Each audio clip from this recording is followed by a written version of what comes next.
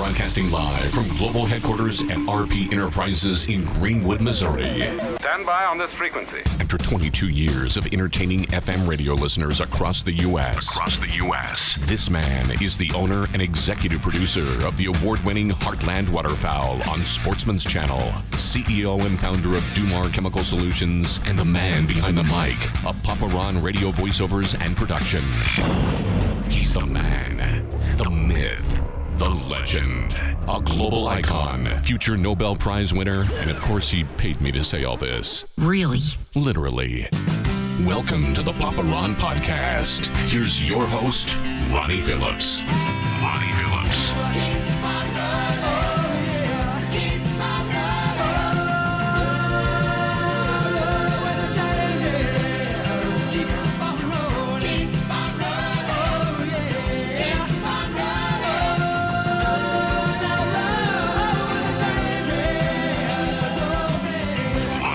Jillian, what is it going to take? I've been asking you for weeks to change the imaging of the Papa Ron Podcast, and it's still not done. I hear my name nowhere in there. I mean, geez almighty, what do I got to do to get some work out of you? For goodness sakes. Well, you have to teach me how to do it. Oh, that's right. Well, Yeah. fortunately, I found out before the show you like to learn new things, so we'll get into that. I love it. All right, welcome to episode 24 of the Papa Ron Podcast. Got to apologize, I guess, a little bit for taking a little bit of time off. For those who know, or rather don't know, kind of a busy guy, especially this time of year. So was in North Dakota a couple weeks ago filming an episode for Heartland Waterfowl. And in the middle of that, my wife's grandmother suffered a massive stroke and passed a couple days later. And we ended up burying her a couple days ago. So I've been trying to get reorganized and back in the groove of things. And we are starting today. We're back in the groove and then ready to do episode 24 with the guy who I'm really excited to talk about. I've not met Chris until today, but I've been watching from afar. Yeah. And actually being a goober fan of Q104 from way back I in the day. don't even know if he remembers that. Of course, I was always paying attention because if I date myself a little bit here, I actually worked for Mike Kennedy before working for Mike Kennedy at Q104 when he owned KXBZ in Manhattan, Kansas. Wow. Yes. And so I kind of just, I guess, through that relationship, been a fan of Q104 and had always been following whatever market I had been in, whether it was Wisconsin or Arizona. And then got familiar with the name Chris DeGaulle, who is our guest in the Papa Ron Podcast today. Welcome to the show. Ronnie, Jillian, hello. Hello. And got to be familiar with the Chris DeGaulle name from when you were working at Q104. And so now you have completely went in a different direction, different direction. I mean, still radio. It is still radio. But Ronnie and I were just talking about that yesterday because he was asking me questions that I didn't even remember. Like, so we'll get into all that, but like, well, when did he start working at Q104? What was he do? And why was he with you in the morning if he was doing nights or overnights and all these questions? And I was like, I don't know. I was a child. I was learning, trying to learn new things. We were both very young. Very young.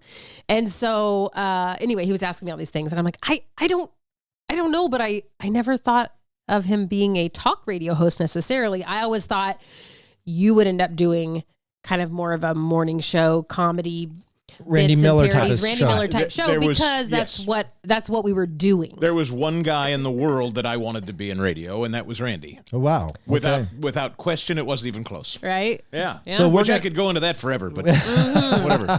We're going to get into that. So for those who aren't familiar who Chris DeGaulle is, you should familiarize yourself. He in the Kansas City Metro can be found doing middays 10 to noon. Is that correct? Yes. 10 to noon. Okay. KCMO.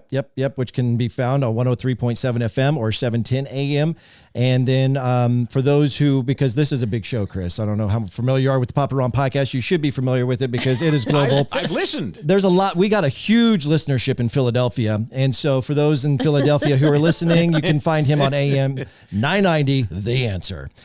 Doing mornings there, correct? Oh, yeah. Well, and I don't have to tell you, Pennsylvania, that's hunting country if ever there is. Heck yeah. Yeah, that is big time. As a matter of fact, there is a guy on our Heartland Waterfowl team who is from Pennsylvania. His name's Joe Palumbo. I learned that I know that name. Why do I know that name, Joe Palumbo? Well, they're big time goose callers up in that area from the competition circuit. I learned that there are more legal registered hunters in Pennsylvania than in Texas. Oh, wow. I did not know that. That's Wow. surprising.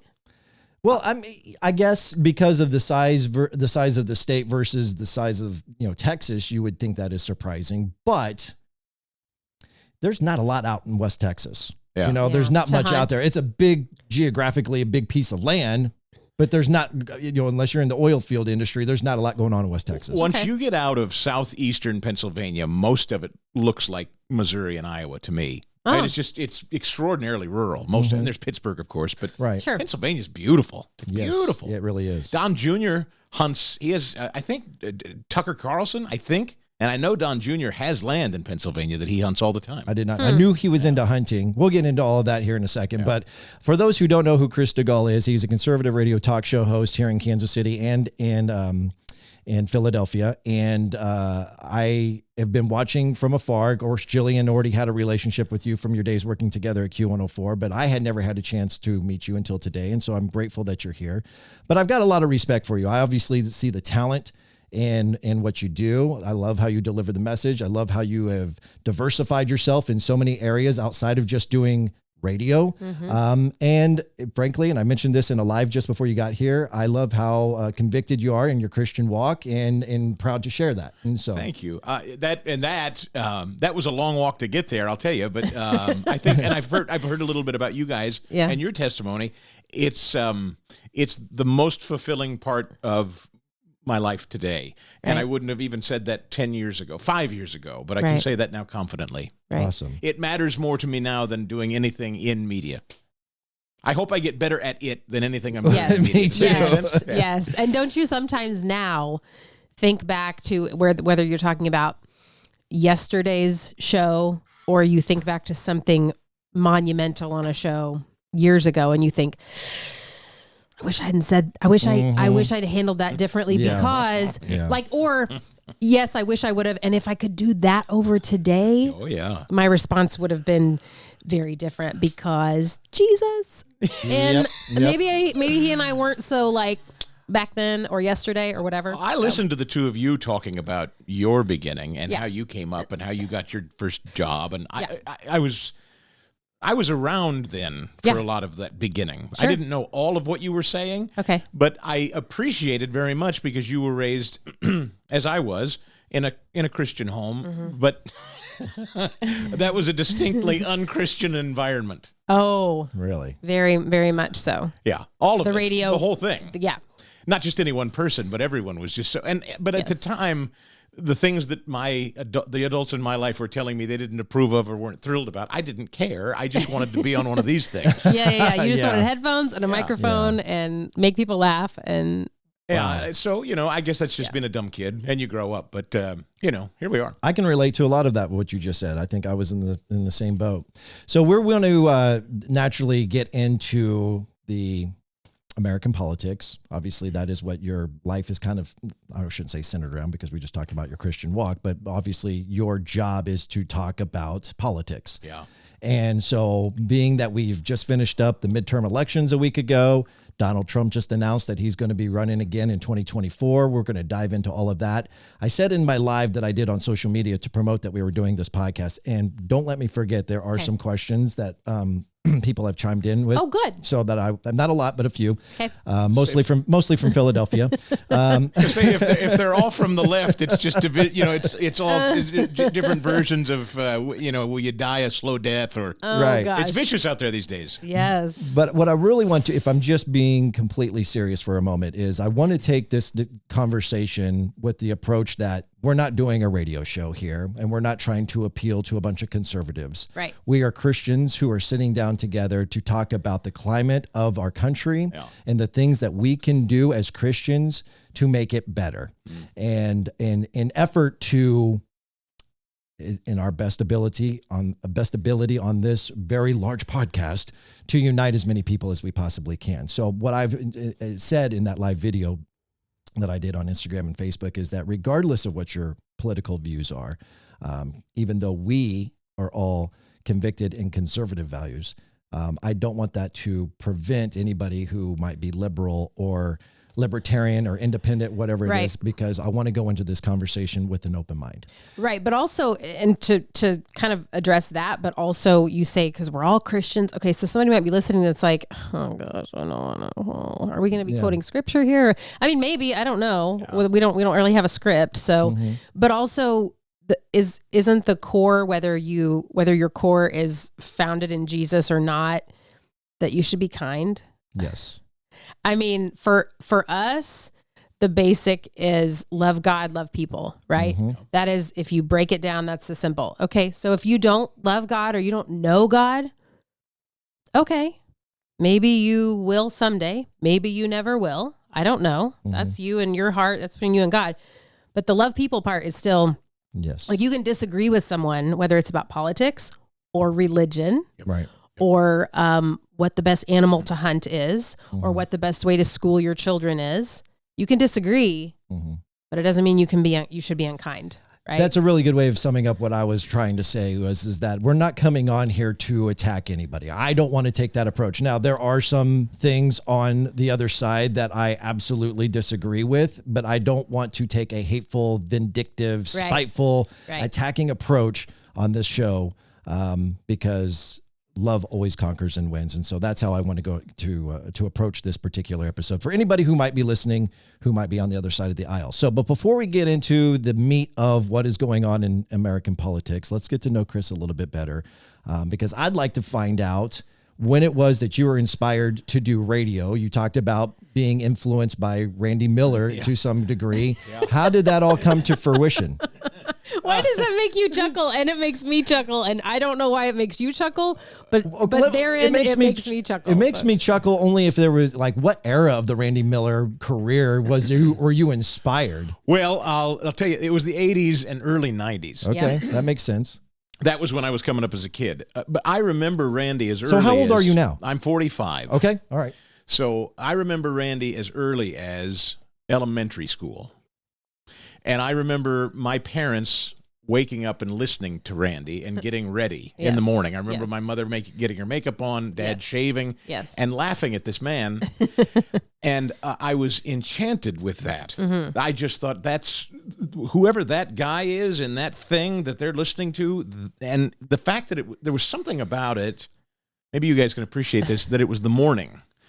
It wasn't just any time of day. It was morning. I loved the fact that there was an intimacy to my parents are getting ready, shaving, makeup, getting ready for the day, and this guy is making them laugh, and in the car on the way. And so I always thought, not just do I want to be on the radio, I very specifically always felt like I want to be the morning radio guy. Right.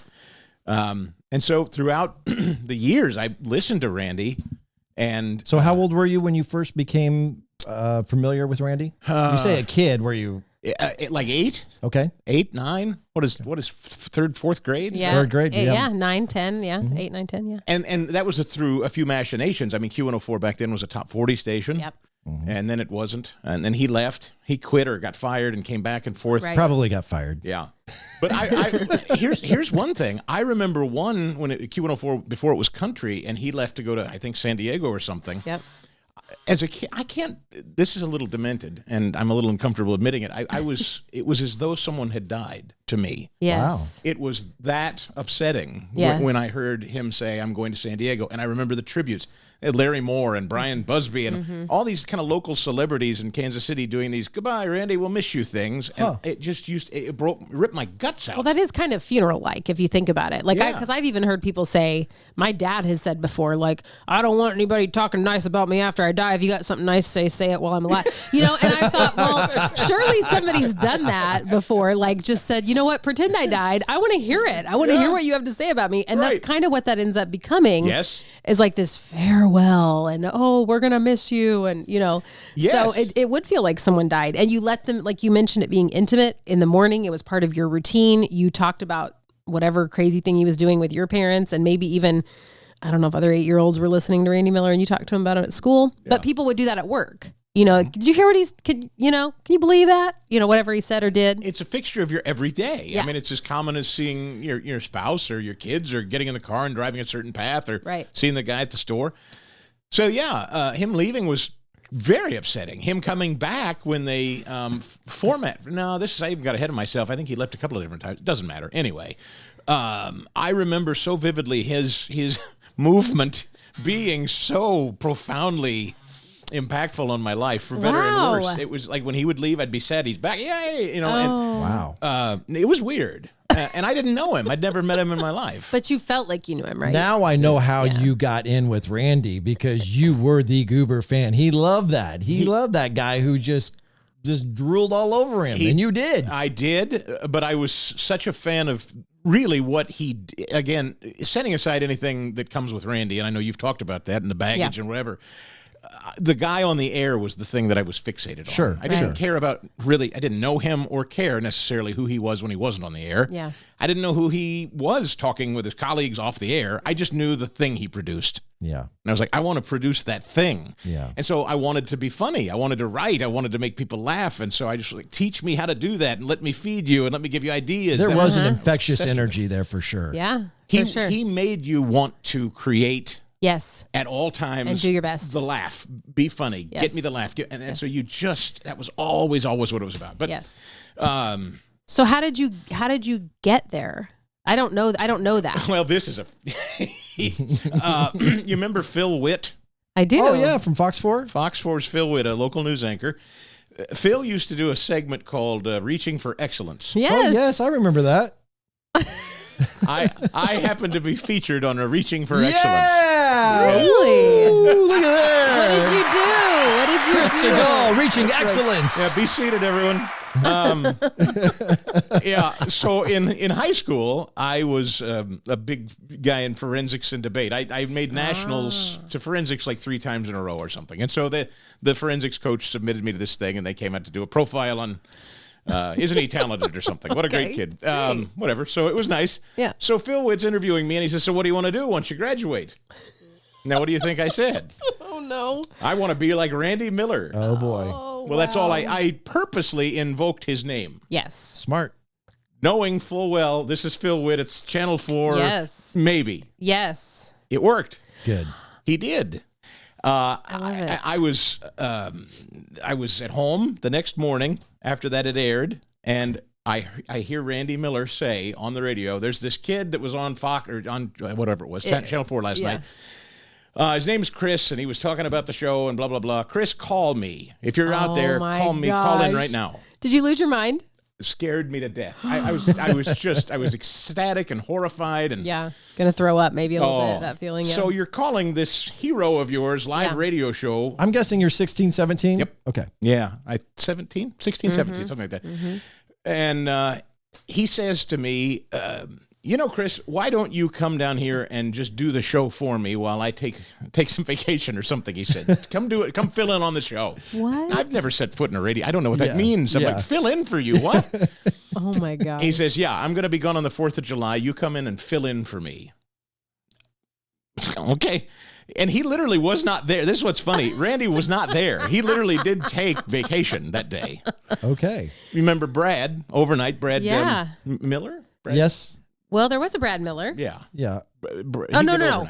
Brad King. Oh, Brad King. No, there is a Brad Miller, and Brad Miller actually is still on the radio in Kansas City. He's doing part-time over at 106.5 The Wolf. Okay. I didn't know He that, runs Brad. a fast signs over off Metcalf, I believe. Brad King is the guy I know who you're talking about. He eventually went to St. Joe. Yes. Yes. Brad was doing overnights, and they would bring Brad in to run the board when Randy was gone. Yes. So what I didn't know, anything about running a board was Randy left with expressed instructions. Kimberly was still there doing the news. Yep. I think one of whoever it was that was producing the show at the time was still doing jingles and bits and all that stuff. Brad was going to run the board, but Randy did the coolest thing. He told them all, this is Chris's show. Chris hosts the show. Brad, you run the board. He had whoever it was that was doing production. They did all kinds of jingles and bumper music. Oh, my God. Unbelievable. They did production. They made the show mine for the day. Just one day. God. For one day, 4th of July. And how much time did you have to prepare for this being 17 years old? I didn't know what to do. I didn't know what it meant. Right. I just thought, well, okay. I had no idea what to expect. But here's the only thing I remember about that day. Coming to the Beaumont Club was a little guy coming through town, and he came on the show on that 4th of July to promote his show at the Beaumont Club. Kenny Chesney. Stop it. Oh my gosh. 100%. Stop it. All I'll say is Kenny and I both had hair back then. Sure. That's how long ago it was. Yeah. That's how long ago that was. So that's Oh my gosh. that's how it began. Wow. That's the story. So that's like 1994? 94 is exactly right. Well, that would have been, 93 was the first year Q104 was country, was that right? Yeah, 93. Yeah. Uh-huh. Wow. What a story. That's how it all started. So have you had any conversation with Kenny Chesney after that? No. Have you even met him or talked to him since then? Never. No, never crossed paths with him.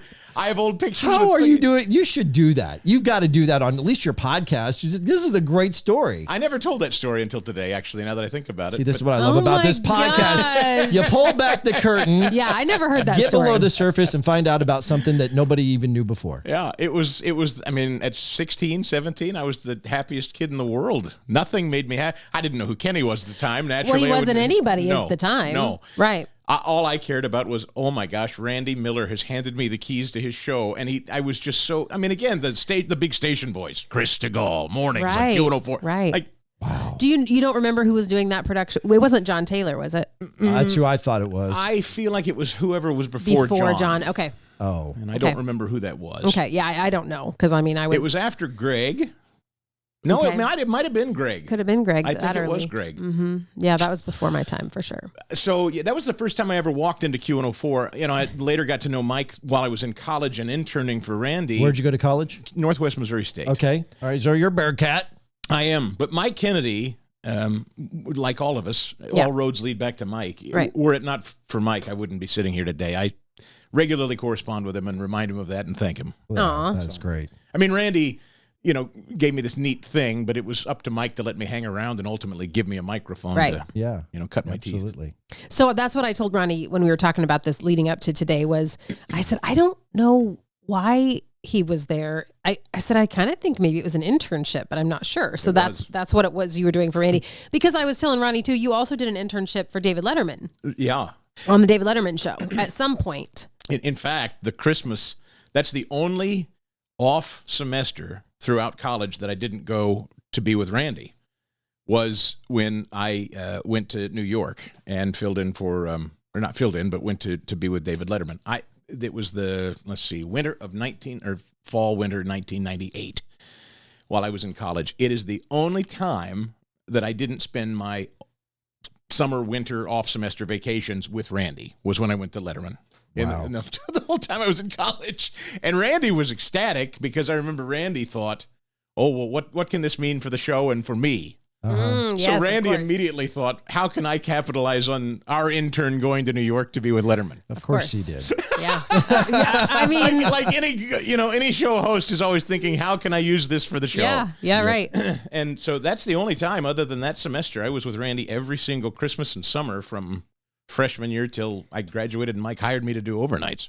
Okay, that explains why you were around so much. I was around a lot, Yeah. but Yeah, I yeah. would be gone for months and then come back during Were you vacation. getting, Yeah. was that for free? I mean, every minute You of never it. got paid. Not a nickel. Not till you were on overnights, right? That's right. In fact, Yeah. you know where I worked? So I worked overnights. I made great money doing, excuse me, I worked at the casino at Harrah's. I was a that's cashier at Harrah's overnight. And then I would, change out of my uniform at Harrah's and drive to the station and do whatever for Randy till like noon. I remember vividly one day driving home and I fell asleep on I-35. Ooh. Just exhausted. And I just did a complete spin out on the highway. How I'm not dead, I don't know. Oh my gosh. But I was just so committed to Yes. working with and around that guy. I'd have done anything, much to my parents' chagrin. I was going to ask you what your parents thought of that because It bothered them a lot. when I was interning, that was a thing. That was a thing for my dad until I got a job, until I got paid. It was like, you shouldn't be doing that for free and you're doing all, So I wondered if that was the same. Well, if you loved it as much as I did, and I think you both did, Yeah. Yep. you didn't care. Right. You'd have done anything to be Yes. on the radio and to Yes. be around people that you admired. And Randy called me my sophomore year of college and said, I've never told you this, I don't think. He said, hey, would you like to come produce the show? And I said, yes, I'll be right there. And I called Dad. I called my dad. I said, I'm done. I'm done with school. Oh my gosh. And Dad said, beg pardon? What are you talking about? Yeah, I'm sorry, Randy what? offered me, I'm going to produce a big whopping, I think it was like $19,000 a year or something. Sounds about right. Yep. He said, no, you're not. And I said, oh, no, I have to. Like, this isn't, I can't not do this. And he won. My dad fought, and he won. And I stuck it out. But I think in retrospect, that was probably for the best. But at the time, as a 19-year-old kid, I thought, well, there's my golden ticket. I'll never have to do a thing again. Right. Wow. Because I'll get in there and do that job, and then I'll take his job. I could have worked. He was always very nice to me. I'll just say this. He was never not nice to me. I know that wasn't the story for most everyone else. Right. But I think because he knew how desperate I was to please him at all times, I don't think he had the heart to be mean to me. I can see that. Is what I think. Maybe. I might be wrong. Maybe. But also you were funny. Are funny. I'm going back to then though. You still are funny. But I mean, I really do think that he couldn't deny the potential that was there because he had way more experience than I did. And I knew you had potential. And I was younger than you. And I knew that you wanted it and you were good at it and you were funny and you were creative and you were quick. All these things that like you have to be. Yeah. Well, thank you. To make it work. Because I even told Ronnie a story, and you probably don't even remember this, but I don't know if... Do you remember how Randy would be late sometimes? Oh, yeah. And then we were all like having to fill and scramble to like make something happen on the show that was funny. We wouldn't just play extra songs because nobody listens to the Randy Miller Morning Show to hear songs. Yeah, that was verboten. To play a tune was you couldn't do that. No, that was we're not sin. playing. I'm going to be 12 minutes late, but you're not playing 2 more songs. What are you talking about? So That's so funny. It was like this scramble of like, sometimes he would call from a drive-through and do a bit from the drive-through, but somebody had to be pushing the buttons and whatever. So I don't know if it was that or if you were filling in or something, but he wasn't there yet. And I brought the coffee in because I was the girl and I made the coffee. And you were probably doing overnights and you just had to stick around until he showed up. I think that's true. Maybe that's what it was. And he was on the inside of the counter at the mic in that area.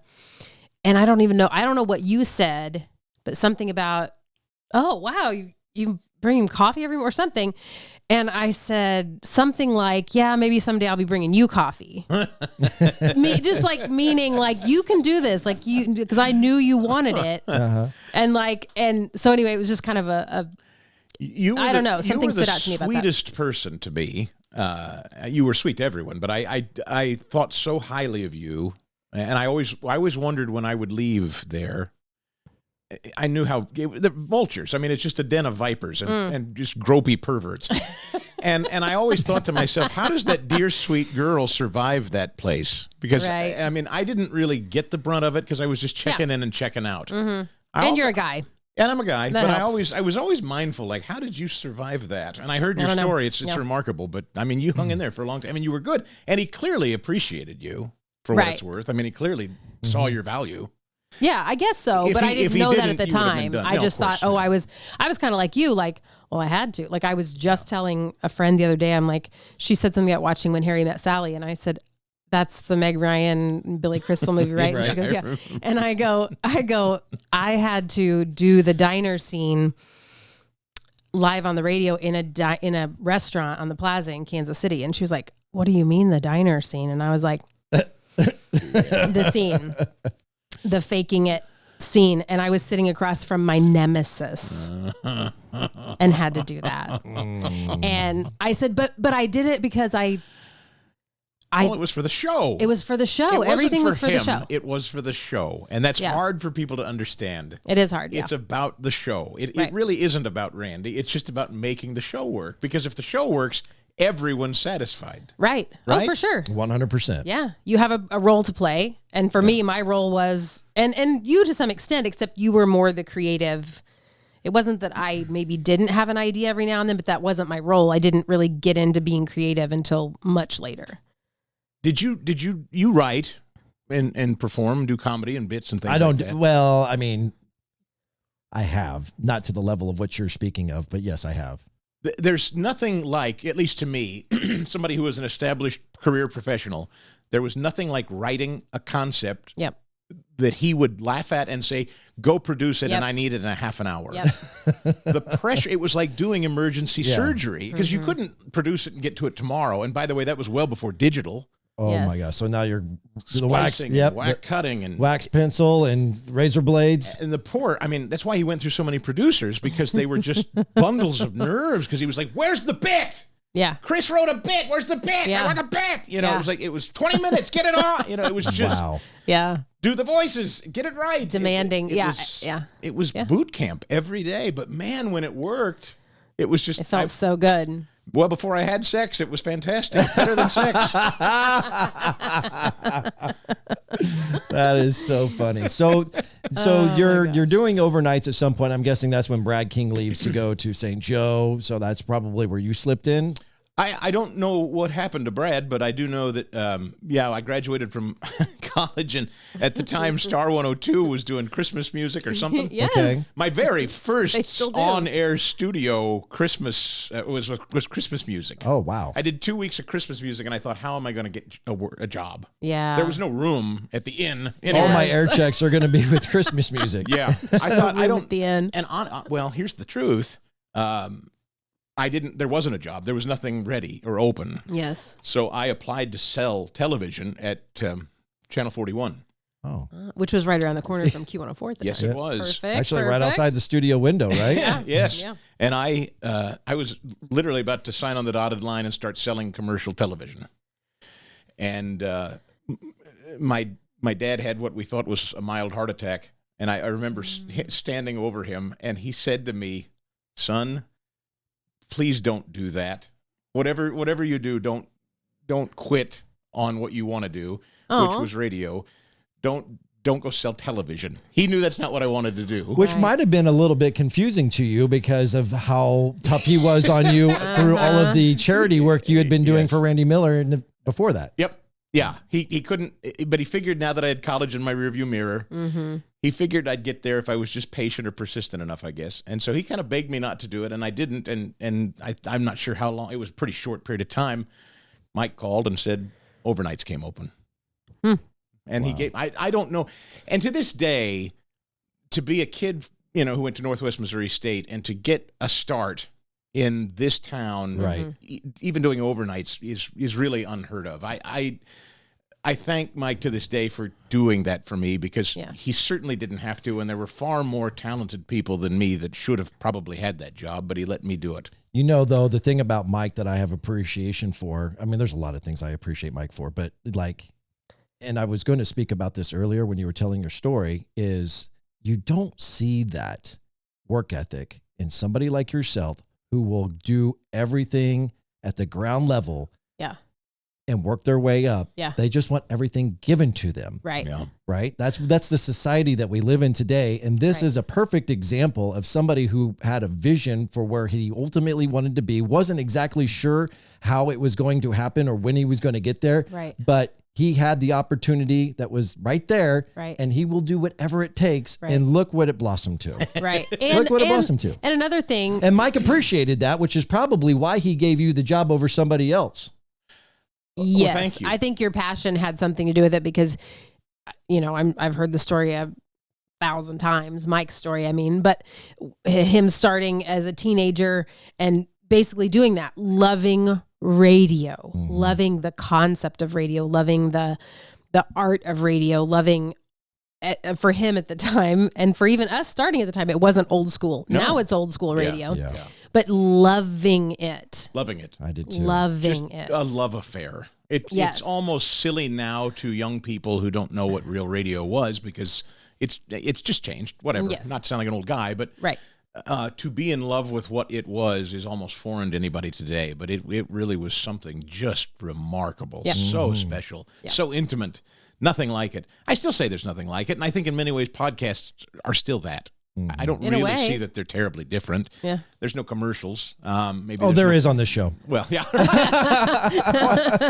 Dirty Folgers. Duck. Actually, it's Dirty Duck Dirty Duck Coffee. Coffee. Dirty Duck That's Coffee. Dirty Duck Coffee. It's the best damn coffee you'll ever put in your mouth. Website? Yeah, dirtyduckcoffee.com. Yes, absolutely.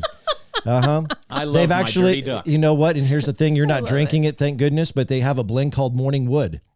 Of course they That's do. pretty fitting. Get up, stay up. I might need to get myself a sponsor. With a wood duck on the front of the package. Pretty smart. Yeah. That is That's very pretty smart. Check them out, dirtyduckcoffee.com. They're, well, they were a sponsor of Heartland Waterfowl, but they're still good friends of mine. And Yeah. actually, those guys actually introduced me to waterfowl hunting. Anyway, I digress. Can I poach them for my sponsorship? You maybe? 100% can. What are you guys 100%. doing at Dirty Duck? Give me a call.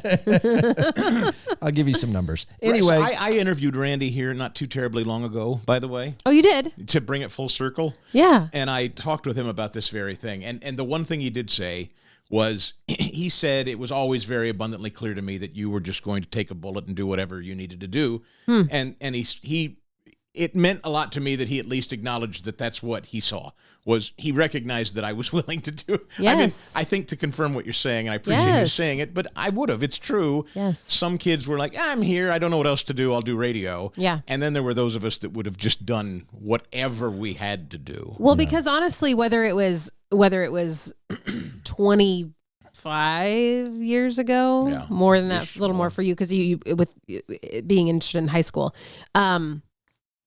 Some kids, I think even now, will look at an internship on the radio and be like, oh man, I'll get to go to concerts and go backstage and all these things that they're not that those things aren't cool, but it Get really chicks. doesn't have to. Yeah. get girls. Right. But it really doesn't have to do with the actual job. So I Right. think that is different. And here's, again, I don't mean to jump all over. It's your show, but Go for it. the reason that I'm doing talk radio today is also because of Randy, because I didn't know what I was watching and I didn't know what I was in love with, but what I was in love with was not the concerts or the music. Yes. I loved the conversation. Yes. I loved the talking and the Yes. laughing and Yes. the banter. Yes. But I didn't know what talk radio was. Right. So I just thought, oh, well, I've got to get myself one of those music morning shows that doesn't play music. Literally, that's what I thought. Right. That's what it was. But every time that I got hired to do FM radio, music radio, the program director would pull me aside and say, stop talking. Yep. It took me years before I figured out what talk radio was. Right. Randy was doing talk radio with a was. little bit of music. Right. I didn't know that. Very little. That was just to go to the bathroom, right. basically. I mean, honestly. That's, Okay, so that's all that was. let's transition then to where you then get out of doing, music radio, I guess, for lack of better ways of saying it. So did you bounce around in a couple different markets doing top 40 or country? And at what point did you get had you always been interested in politics, or was that the avenue that you decided that I want to get invested in because that is ultimately what's going to get me into talk radio? Yeah. I hopped around. My first morning show in Kansas City was on 101 The Fox, and it was an unmitigated disaster. Awful. The worst thing I've ever done. forgot about that. I think I knew about it and forgot about it as well. Well, it was forgettable. When was that? 2000. So that was after. So I'd done 1 year of overnights, and then I got hired to do. I'm 23 years old, and they give me a morning show on the Fox. How does that happen? That's ridiculous. What happened? Obviously they became available. You submitted an air check, and Was that right after Max Tana and Moffat? They were on KY 102. So they were on a different Oh, station. that's 101 right. Foxes. This was Rick, TJ and the Barber or something. But anyway. Still after someone who was very established. So Oh not my only are gosh. you coming in after someone established, but you're young on an old It's music just station. ridiculous. It's ridiculous. It's a classic rock station appealing to, at its youngest, people twice my age. sure. And they hire a 23-year-old kid to come in and do the morning drive show on a classic rocker. It was a disaster. I mean, a disaster. And I could Do you tell have tapes? I do, and I have stories, and I could tell many, and I won't bother you. Oh, with we them should now, have but- done Ronnie's Radio Rewind feature on this. That's what all these tapes are here. I got a did you feature on see this that? podcast. These are all air checks from my entire 22 years. Oh my gosh! And Look that's at probably those. half of them, actually. But anyway, maybe we'll have to have you back sometime, and we'll have to revisit some of those old air checks. So anyway, go on. Oh yeah. Gosh, I'm on the air doing this terrible show that's about to come to a terrible end after 1 year. And 9/11 happens. Oh, So I'm in the middle of the worst professional moment of my life, Yeah. early in my young life. Yes. And then that. Yes. Well, I'm already being told by my boss, play 5 songs an hour, play 6 songs an hour, play 7 songs an hour, and then the world ends with 9/11. Right. Well, that's not going to go well. Now the discussion is, should we talk at all anymore? Right. Because the world's paralyzed and nobody knows what to do. So just keep playing music and don't speak was the solution. Yeah. And that's the first time that I went, this is untenable. I can't stay here and do this. By the way, like all of us, I was trying to figure out what to think about 9/11 and process it for the first time. Was I always interested in politics? No. I thought Alex P. Keaton on Family Ties was funny. Yes. But I didn't know what it meant. I mean, hilarious. my family was Republican, and I guess, yes, I was Republican in the way that, like I say, Alex P. Keaton was. But I didn't know what it meant. Yeah. I didn't think about it. But after that 9/11 event, that's when I went, I want to figure out what I think about this and how this happened and why. And 2, who's talking about it? Because everybody was just frozen. Nobody was doing comedy. Nobody was doing television. Nobody was doing anything but just laying low. My instincts were not shut up and lay low. My instincts were, let's dive into this thing. People are sad. People are scared. I want to talk. Yeah. The only people doing that were talk radio hosts. And so for the first time, I tuned into Rush Limbaugh. Okay. It's the first time I'd ever listened to him. And I was captivated, absolutely riveted. And it was really from that day forward that I said, "Oh, well, that's it. I don't want to interview strippers. I don't, Not on the radio. Right. But I used to think that's what you had to do. You know, Right. I do the games and the silly and this. I was like, no, that. Like, it didn't mean it didn't mean foregoing comedy and everything that I valued as funny or entertaining or light. But if I was ticked off or scared or sad or irritated or whatever, that range of emotion, I was like, boy, now that Raw authenticity. That's what I love. Yes, me too. That's what I love about doing this podcast, actually, because I love the raw authenticity. So then he's your inspiration. Rush is where it all kind of started for you, right? And then at this point, you're obviously a little bit green behind the ears, understanding the climate of politics, right? Yeah. So you're having to invest some time to kind of figure out what is all of this and how do I get so how do you get your first chance to be that guy? It's just radio people have such carnival weirdo stories. Yes. And I'll try to keep this one short. I'm then hired to do afternoons on a short-lived Kansas City radio station called The Planet. Oh, 97.3. I remember that. Yes. Union Broadcasting. Wait a minute. Randy was on there and lasted like 4 months. Yes, he was. Stephen St. John was on there. They were partnered. Yes. And I desperately... Stevens told me it was the worst time of his life. Oh, yeah. Oh, no, all of it was the most bizarre. It was a weird fever dream. That whole period of time, they hired this awful program director, and it's the only human being on planet Earth that to this day just... Okay. But he just a horrible human being who was in charge of Randy Miller and a guy called Doug Medlock. Oh, I've heard that name, yeah. I don't remember him. Doug did middays. He's got this voice. I mean, he sounds like he, drinks gravel in the morning. It's just he's a monster of a man, and I mean it in a loving way. That's how you get that voice on? Yeah. Give me a bottle of gravel. Yeah, it's just Pall Mall Reds and singing at night and beer. And oh, wow. He's a tough guy. Loved him. Sweet man. But so he was doing middays. Randy and Steven in the morning. I was doing afternoons. It was the weirdest. And it was the music... it's kind of a hot AC, wasn't it? They called it AAA. Oh, that's right. That's right. Which was adult album alternative. I was going to say, I thought it was alternative or something. Yeah, okay. Yeah, it was that weird stuff where it was all pretentious. Like, we're gonna play Bare Naked Ladies unplugged. It was always, everything was unplugged. Okay. We're gonna play the raw. Shut up. Yeah. I didn't respect music. I never remember. Yes. I just didn't respect it. I wanted a microphone. Yes. And you were in the wrong day part. Yeah. And the program director hated my guts for it. And thankfully, though, Union Broadcasting is a local small ownership group. Chad Boger, the guy that ran the place. Loves Chad. Chad's a lovely man. And I went to Chad and I said, this is awful. I hate this. I love you for the opportunity because I was on the beach, but this is not working. I'd rather do what these guys are doing over here on 1510 AM. And this is the sad part of the story, is I get a call as I'm about to go on vacation from the Planet, and Chad says, hey, we're firing our afternoon guy on 1510, and we want you to start when you get back from vacation for him. in his slot. Oh. Now, and his name is Scott Voorhees, and the only reason I tell you that story is Scott's a wonderful guy. He's in Omaha and just killing it. He's the program director up there at KFAB. Okay. Does great work. I love Scott. Sweet guy. Naturally, he thinks that I came for his job. Right. And I called him and I said, Scott, I'm sorry. I have no idea what to do. They just told me that when I get back, I'm supposed to take your show. And his wife didn't believe that story at all and gave me an earful. And oh my! So that's how I start. I mean, I start doing talk radio for the very first time under that cloud of I've just gotten a guy fired, which wasn't true. Right, I just said I want out of here, or we got to figure something out. And they decided to. I think it was a budget thing. It didn't last long because they had no money, and so they ended up cutting me loose after about a year after that. So what was the format of that? So your first opportunity to be on talk radio, was it politically driven, news driven? What kind of show were you doing? I went straight. I was hired to do that in the summer of 2004. That was in the heat of the Bush-Kerry presidential election. And I went headlong. I just went full Rush. I just ripped Rush Limbaugh off. Okay. I just decided, however he's doing that, I'm just going to try to mimic and parody that. Okay.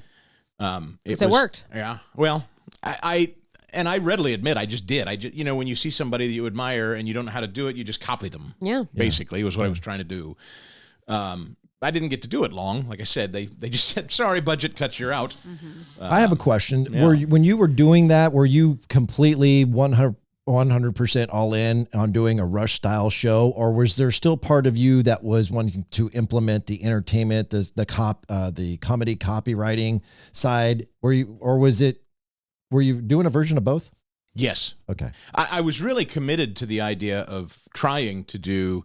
As I started to get a little more nuanced, I started listening around, and at the time, he's not who he is today, but at the time, Glenn Beck was coming on. And Glenn was not the Glenn that maybe people know now, and that's not a knock on Glenn today, but Glenn back then was doing an FM morning guy turns talk show host style of show. And he was literally doing bits where he was mocking old radio, and I thought, now that's kind of when I pivoted a little bit from Rush and went, so I could still do the things that I liked about Randy and implement the stuff I like about Rush. Yeah. And so that's what I started doing, was this idea of an FM music morning show without the music. Just exactly like I wanted. Yeah.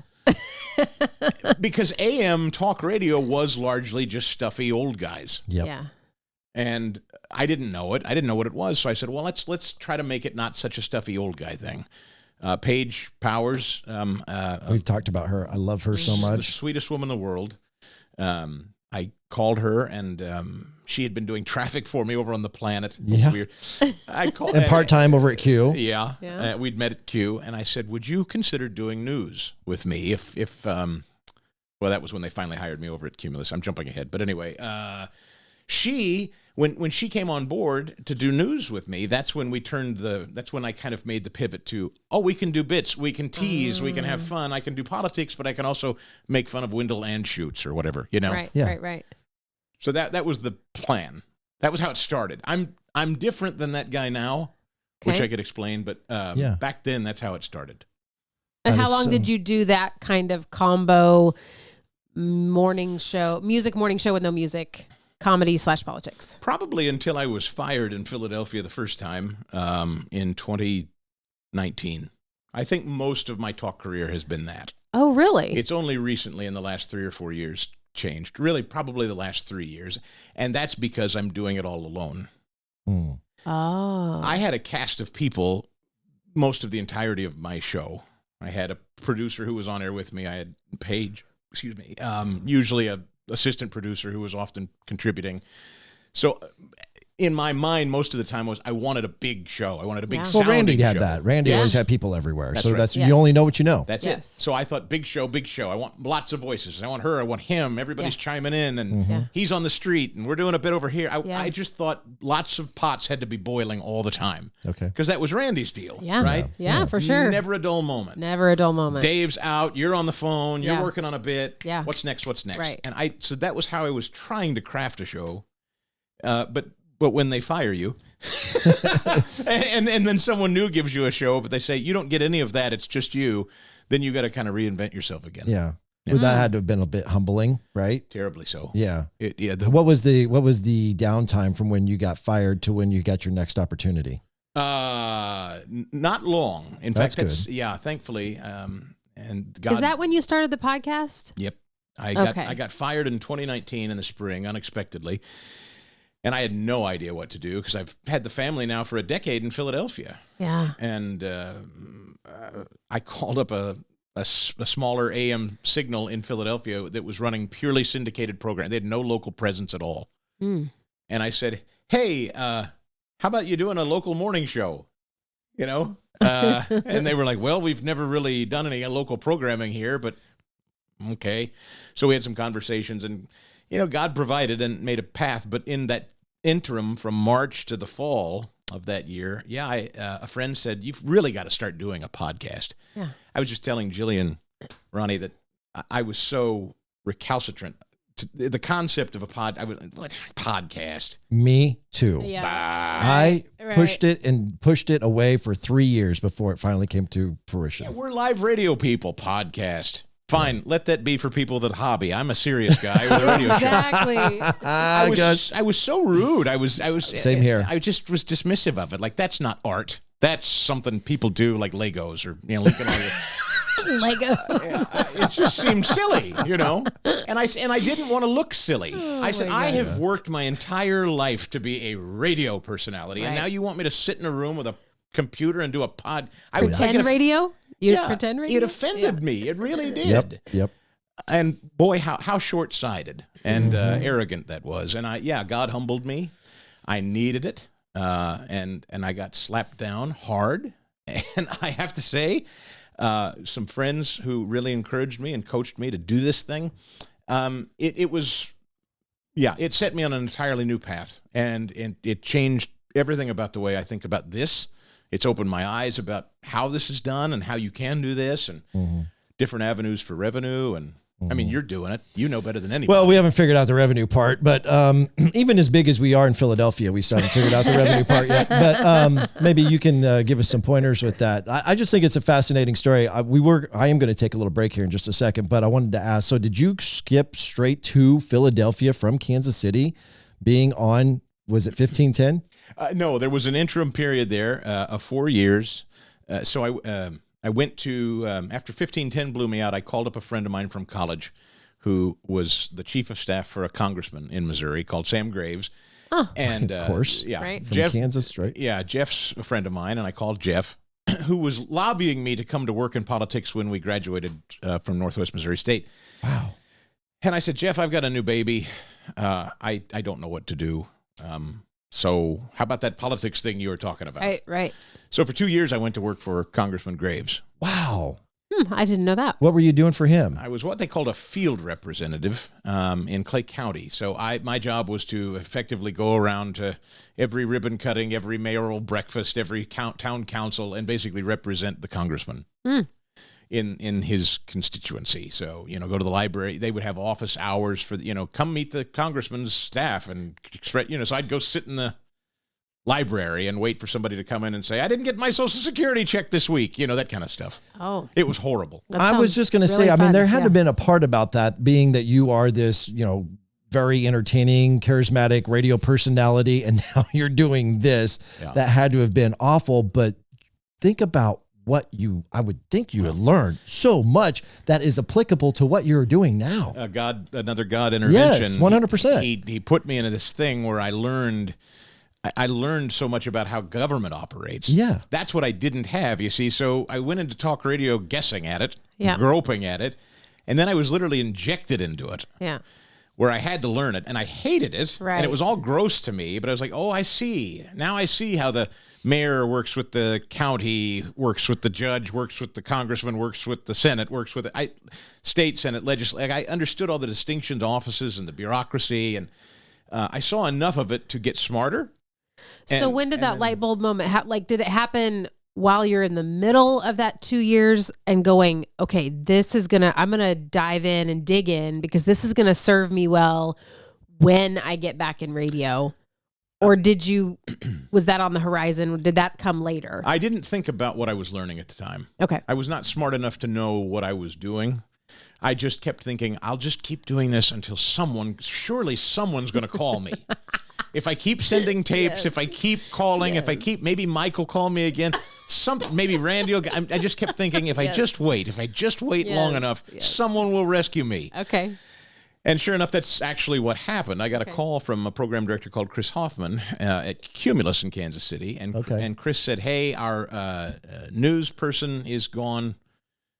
We don't have anything for you, but if you'll come in and read news on the morning show, is that something?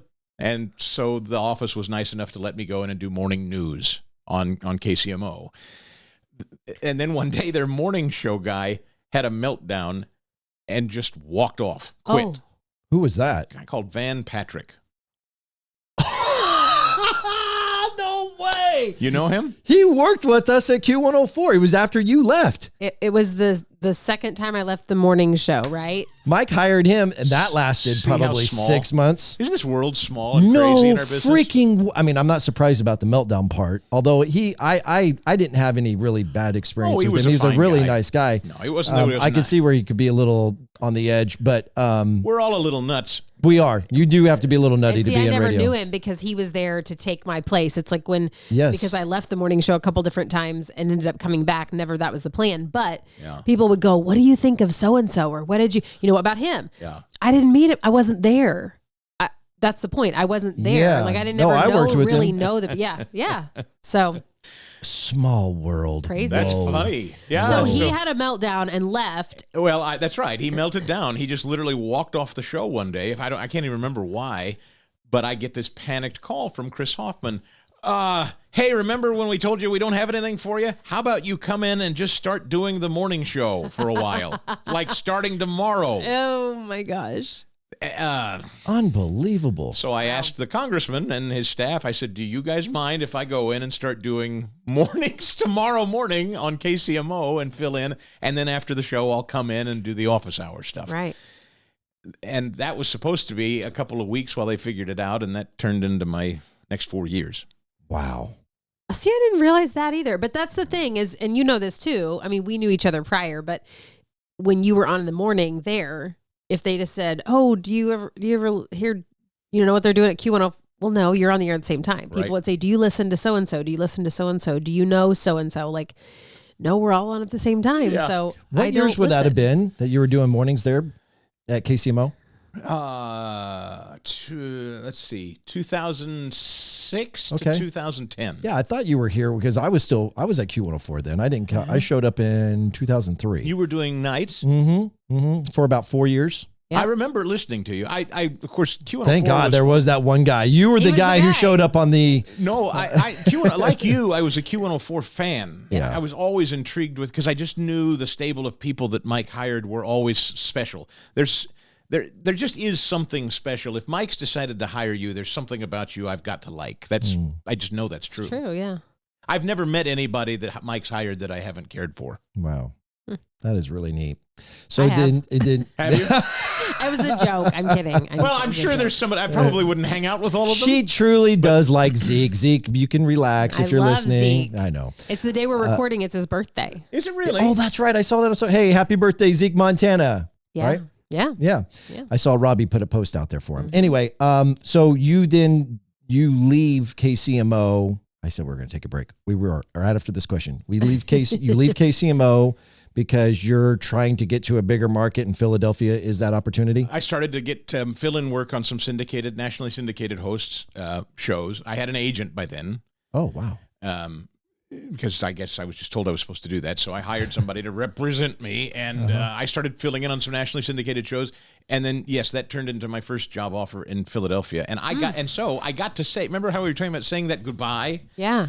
I actually got to say goodbye. Now, you never get to do that in radio. And Cumulus, Jillian did. but that's rare. Well, yeah. Cumulus let me do that. Cumulus let me have the They let you. goodbye, we're Okay. going to Philadelphia show. Wow. That is crazy Which because was Cumulus for so many years was kind of, Monsters. yes, they were the Monsters. antichrist of radio companies. Yes, they were. But they were great to me, and I'm back there again. But, so I left and went to Philadelphia and started started on a Rush Limbaugh affiliate. That was the first time I ever worked on a Rush Limbaugh affiliate, and I was jazzed about it. I bet. Wow. That is so cool. All right, so we're back with Chris DeGold here in just a little bit. I want to get into some of the what is going on in America. We're going to get into some politics. We're going to get into some questions that have come in from people who listen to the show because they want to inquire with you and get your input on some things. So we'll get into that. It's episode 24 with special guest Chris DeGold on the Papa Ron Podcast. You're listening to the Papa Ron Podcast. Get involved with the show. Wow, really? Ask questions and leave comments or complaints. Woo! Nice. Call or text 816-558-6389. That's 816-558-6389. Now back to the show. Here again, your host. Yes! Great. Showtime. Ronnie Phillips.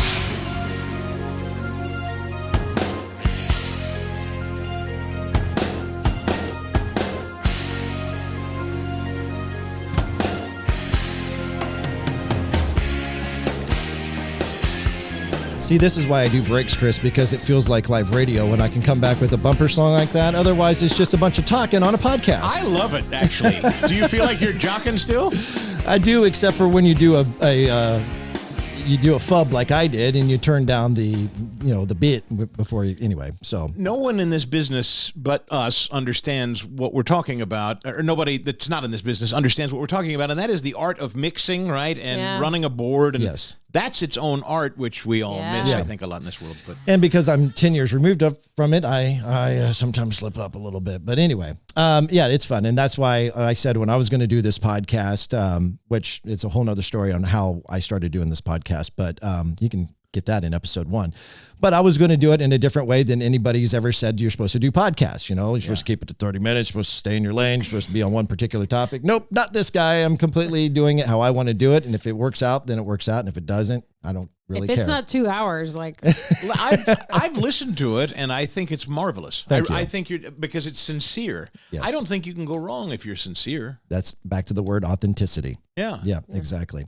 Okay, so I'm stoked that you're here. I'm a fan, and this is so much fun. Let's get into the meat of politics. So I guess the first thing is let's talk about. I want to get into Donald Trump's announcement last night, which really wasn't that big of an announcement. We all knew that was coming anyway. Yeah. And I want to get into the interview that you had with him recently, I guess, over the last few weeks or month or so. A couple of weeks ago, yeah. Yeah, we're going to get into that in just a little bit. But let's get into the midterm elections. And I guess before we get into some of the questions that were texted in on the line, which again is 816-558-6389, I want to get your analysis on how the Republicans did in the midterms, because it is widely perceived, if you watch the media, which is another topic that I want to get into in just a bit, that the Republicans underperformed. And some of that, even on Fox News, is blamed on Donald Trump. Yeah, I have been spending some time on this on the show, and I would just say generally, before you talk about anybody's personality or any politician in particular, you really have to look at the way we're voting in this country. No one's really having that conversation yet, and we need to start. I mean, if you're a Republican, if you care about Republican office holders, you've got to understand that the GOP does not understand the way Democrats have now figured out elections. They're way behind. And what do I mean by that? I mean, maybe not so much in places like Missouri and Kansas, but in states like Pennsylvania and in Arizona and Nevada and others. This mail-in vote thing is the ball game. And if everyone, regardless of your party, if you don't understand that hundreds of thousands, maybe millions of people are casting their votes before Election Day, and you keep running on get out and vote on Election Day. Election Day is coming. Get out and vote. And we're polling people who are likely to show up and vote on Election Day. That's 1980 stuff. Like Democrats have voted like 1 million times over before we ever hit the polls on Election Day. And if Republicans don't figure that out, they'll never win another election in certain states. Mm-hmm. Does that make sense? I think so. Did you want to add to that? Oh, no, that definitely makes sense. That's not even a political statement. That's just a strategy statement. Right. The way we're running elections is different. Election Day is dead. I just wrote this piece. It's Election Day is not a thing anymore. Right. It's election month or two, and it's about ballot collection. We have couch potatoes just the same as Democrats do. We got to go find them. Knock, knock, knock. Hey, John, you're a registered voter from 2018. Have you considered voting again? Physically handing them ballots if that's what it takes. We've always been, as conservatives or Republicans, we've always been the, boy, you just wait. When Election Day gets here, we're going to flood the polls and we're going to win. And Democrats are laughing because they've collected 1 million ballots in the back already. Right. So let me get... That's the problem before you ever talk about who's running. Which then kind of also makes the whole, and I don't have a good example of this year because I really just don't, like, if there's going to be snow, that's when I watch the news. That's when I watch the news. That's it. If there's going to be some snow or ice, and that's it. That's candid. That's honest. That's actually. And you're not even looking for school outages, right? Because your kids are homeschooled. Exactly. And now we get texts. All those years of reading and trying to make a joke in the middle of school closings because it took forever and reading fake schools in there to try to get a laugh. That's all over because nobody needs you to tell on the radio what school's going to be closed. But all that to say, these last minute smear, like this, this like 3 days before the election day, and we get this dirt on whoever, that's somewhat irrelevant. It is in places as well. It is. It still works. Now, here's another, it's multi-pronged. I mean, so there's the voting issue. There is still the Democrats are much better at framing Republicans as insurrectionists, or they want to kill grandma, or they're bigots, or they're homophobes, or they're zealots. I forgot about grandma killers. Yeah. We want to take grandma's Social Security, and we're racists, and we want to overthrow the government. And there are a lot of people that are terrified, sincerely, in their hearts. They are convinced and terrified that there's this movement of millions of people that want to overthrow the United States. And that's all. I got to give them credit. Democrats and the media, but I repeat myself, they've effectively framed Republicans that way. Wow. And, that's I never really thought about that. Yeah.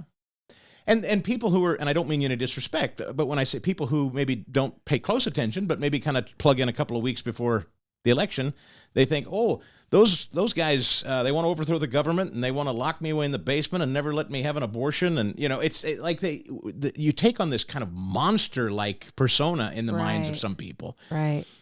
You kind of take on, I don't want to say that. Never mind. Yeah. I don't know how to say that. Just say it and then try to explain it. So they think of us what their party is really wanting to be. All powerful, all controlling. They're just I think that's pretty smart. Clever about it. I think that's extremely smart. I think you don't know how smart that is, actually. That's exactly right. It's called projection. Everything we're doing, we're going to call you. Mm-hmm. That's what you mean, right? Mm-hmm. Yeah. And it just looks uglier. Yeah. Who's being silenced? Who's being silenced? Who's being shut up? Who's being shut down? Who was being regulated? Who was being kept out of school? Who's taking more of your disposable income? Who's telling you what you can drive? Who's telling you when you can travel? Who wants control over your life? I will tell you overwhelmingly that's not the Republican Party. That at least not most. Maybe there are a few, but not most. Right. There's distinctly a different party that's okay. So again, I'm obviously a conservative and proud of it. No shame in it, but I'm trying to host a show where there's going to be perspective. And so what I'd like to get from you is your reasoning for why, because for me, I don't see the logic in why any American with the sense of freedom would want to give more control to the government and want to subscribe to a socialist style of living. Yeah. So what is it? What is the logic? What is it that so many people in our country are they just naive? Are they're not doing their research? They're not educated. How is it that so many people are buying into the BS? This goes back to something that we were discussing before the show started, and it's something that my wife and I have now been exploring a lot in a podcast, a separate podcast. Let's promote it. It's called Making the Leap. And when we decided to take our youngest child and put her in a private Christian school, COVID made everybody haywire, as I know you guys have discussed. Yeah. Jillian's a homeschool kid herself. She's raised homeschoolers. Mm-hmm. We're meeting this wonderful universe of people who are taking their kids out of school and going a different direction, whatever direction that is. Yeah. the country's waking up for the first time. In answer to your question, Ronnie, decades and decades and decades of indoctrination that this country is rotten to its core. It's fundamentally unfair. Our kids have been pumped full decades and decades and decades of people growing up thinking the country is rotten and unjust and needs to be fixed. That's how. I didn't grow up that way. Yeah, where'd you grow up? I grew up in a small town in northeast Kansas called Marysville. Right. And yes, there were people that I knew that were my educators who would be Democrat. And I knew there were some that were Republican. I was thinking about this as I was kind of mentally preparing for this conversation earlier this morning when I first woke up. And I was thinking about the issues of when I was back in high school. Like, are you for capital punishment? Are you not against or for capital? Are you for abortion? Or are you against abortion? Right. Are you for taxes? Or are you for no taxes? Like, it seems like the issues then are not the issues that are of what we see today, and it's almost like they were trying to manufacture, or the media is trying to manufacture these issues to manipulate or brainwash a certain narrative. Yeah. Communities used to be just that. They ran themselves. I put up a tweet the other day. I said, the GOP is not going to save you. Washington, D.C. is not going to save you.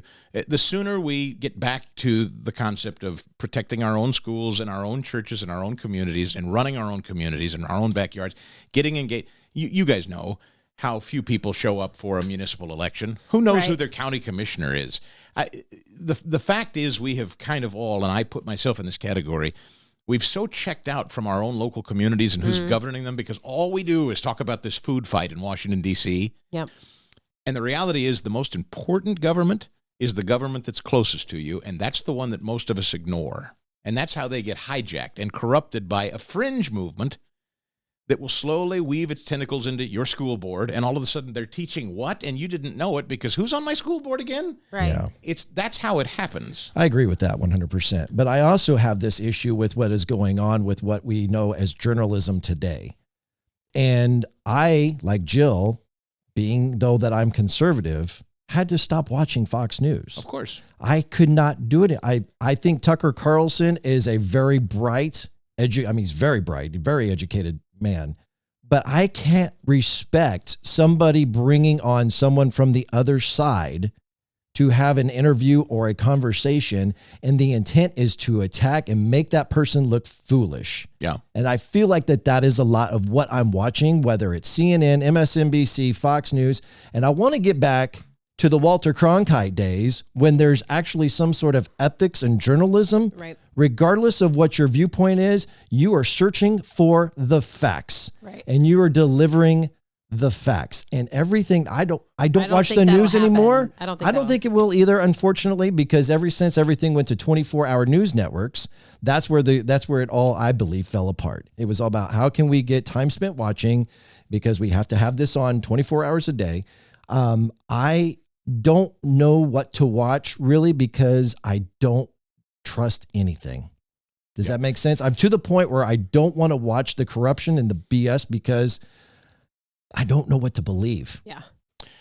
I get this question a lot. What do you read? What do you trust? What should I trust? What should I watch? Yeah. And the answer is everything and nothing.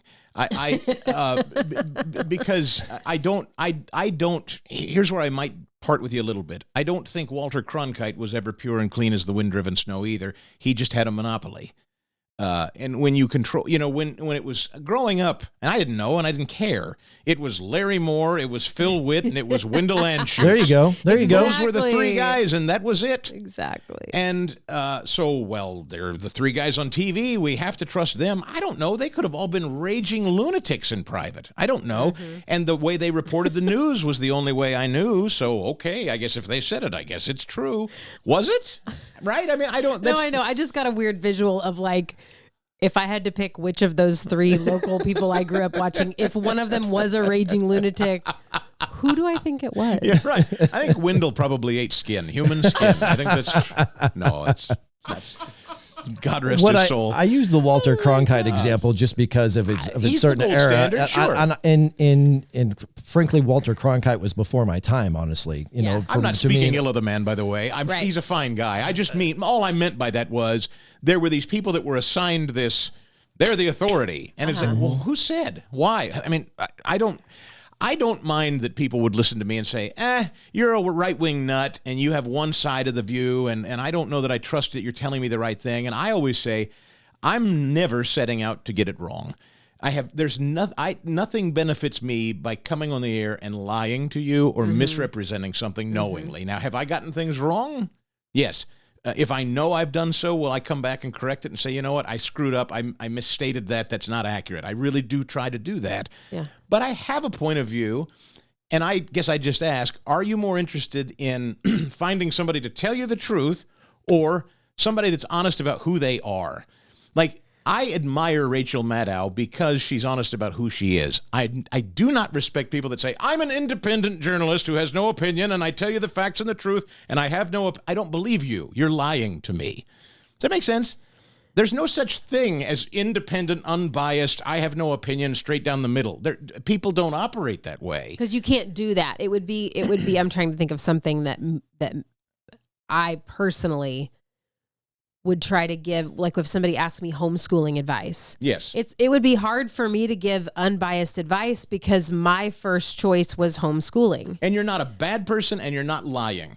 So I've got to interview you about homeschooling and go, that doesn't sound quite right. And then I'll talk to Ronnie who's homeschooling and okay, he's doing it a little differently. I kind of like that. Yeah. Somewhere in there, I'll find mine. Right. And I'm not saying that truth is fungible wherever you want to make it. There is a truth. I do believe that. His truth, I hate that word, my truth, right?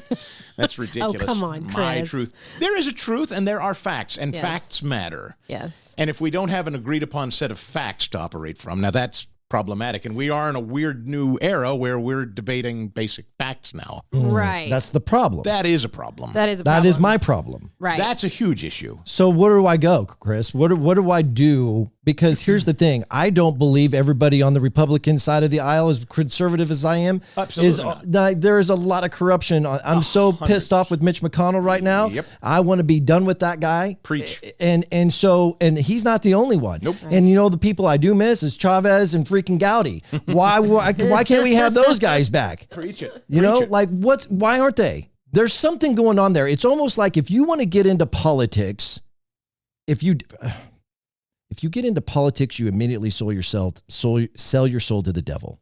It's what it feels like. I feel like that there are people who want to get into, like, for example, our friend Mark Alford. I want to believe and think that this guy is getting into it for all the right reasons. Right. I do believe that. But when he gets there, it's almost like the establishment says, welcome to our home. Yep.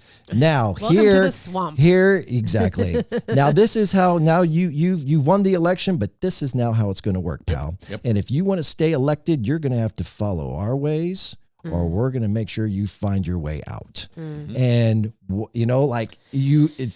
that's what it feels like. Right. And so we can talk about term limits and all of this stuff, but this is why I have an issue, because I want to find a source that is going to give me the information that is facts. I don't need Leo 2.0 jumping on and giving me his opinion.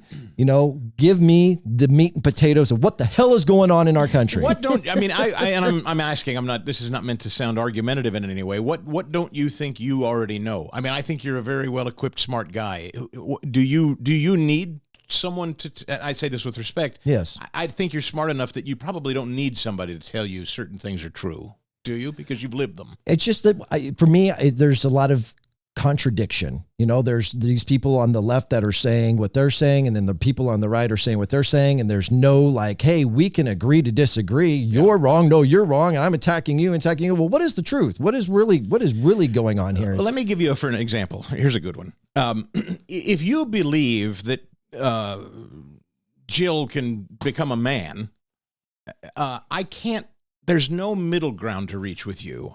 You know what I'm saying? And so this is one of those issues. It's just one, but I'm picking it because it's one of the most contentious right now. Right. There are people that believe God makes mistakes and, you were born a girl, but oops, he screwed up. You really should be a boy. I don't know how to talk to that person ever. Yes, Right. I agree with that. And Right. That's so an extreme example. that is but- extreme. but there are certain things I just don't. I will never. Okay, let me give you one. I had a left winger on my show named Dr. Naomi Wolf. She is a classical liberal feminist, and we started talking about abortion. Not contentious, not yelling, but she taught me something about how to talk about it, and I'll tell you what I learned. Okay. She said, "You know what, you pro-lifers, if you would just talk about this with a little more compassion up front, you might win some people over." I said, "Okay, explain." And she said, "Why don't you talk first about what you intend to do with these children that are born to women who can't take care of them or don't want them or are scared to bring them into the world? Why don't you talk about funding them, or why don't you talk about opening homes, or why don't you talk about..." And I said to her, "You're right. I actively participate in a women's clinic up north that does just this stuff. Counsels, provide shelter and food and job training. I didn't lead with that. In her mind, she heard me just saying, life is important, have the baby." Right. It doesn't matter how you feel, or if you can't take care of them, just have them. And she said, "Well, you're just a man who doesn't care about me or care about that child. You're Okay. just a demand." So I understood from her, I need to come at this in a softer way up front and say, "I get that you're scared. I know that you think it's worse to keep that baby and bring it into the world unwanted, and you're afraid for what would happen to it. So it makes more sense to you to abort that child. I understand that, but here's another way to think about it. I want to start leading on this issue, that conversation, more like that." Okay. She taught me that. Okay. But similarly, she was on railing against the vaccine. Now, here's what's funny. The reason wow. she came on the show is because she's anti-shot, and she's anti-shot specifically for you women. Because, ironically, she said, it's screwing up your reproductive systems. Oh, my gosh. Wow. And I said, "Naomi, we've spent 20 minutes talking about this shot screwing up women's reproductive systems, and now you're selling me on abortion. Do you understand how that, Right. She too, it was kind of like, I get it. That sounds a little... So Right. that's a moment where two people who come at politics differently, I think, learn from one another a little bit. Yeah. I did. Does that make sense? Yes, Yeah. and I would like to see more of that. And basically, the word I'm looking for is empathy. I would like to see people do less talking, more listening. You don't have to agree, but as Jill's kind of started in leading off this show, that doesn't mean that we have to attack, be venomous, No. and hate each other, because love ultimately wins, right? But like back in Love does win, but what gets views or hits or attention or headlines, or is that... that's And I'm guilty of it myself. I am. And I mean, this is probably small potatoes because I don't watch the news. This is what I saw on Instagram for the last few months, and involves country music, right? Yeah. So I don't remember exactly how it started. Brittany Aldean, Jason Aldean's wife. Yep. I think Maren Morris said something supporting something. It's trans, I think, the gender stuff. Gender Yes. stuff. Yeah, something with gender. And Brittany Aldean says something about I'm so glad, and it wasn't directed at her. She didn't mention her name. It did come right after that, so you kind of go, oh, she's kind of responding to Maren, but she didn't call her names or anything. I'm glad that when I went through a tomboy phase and wanted to, and she listed off a few things, cut my hair short and wear flannel shirts and go hunting and play in the dirt, that my parents didn't ask me if I wanted to, Become a boy. have something else Right. attached and take off this and do this, all this stuff. And kind of just matter of fact.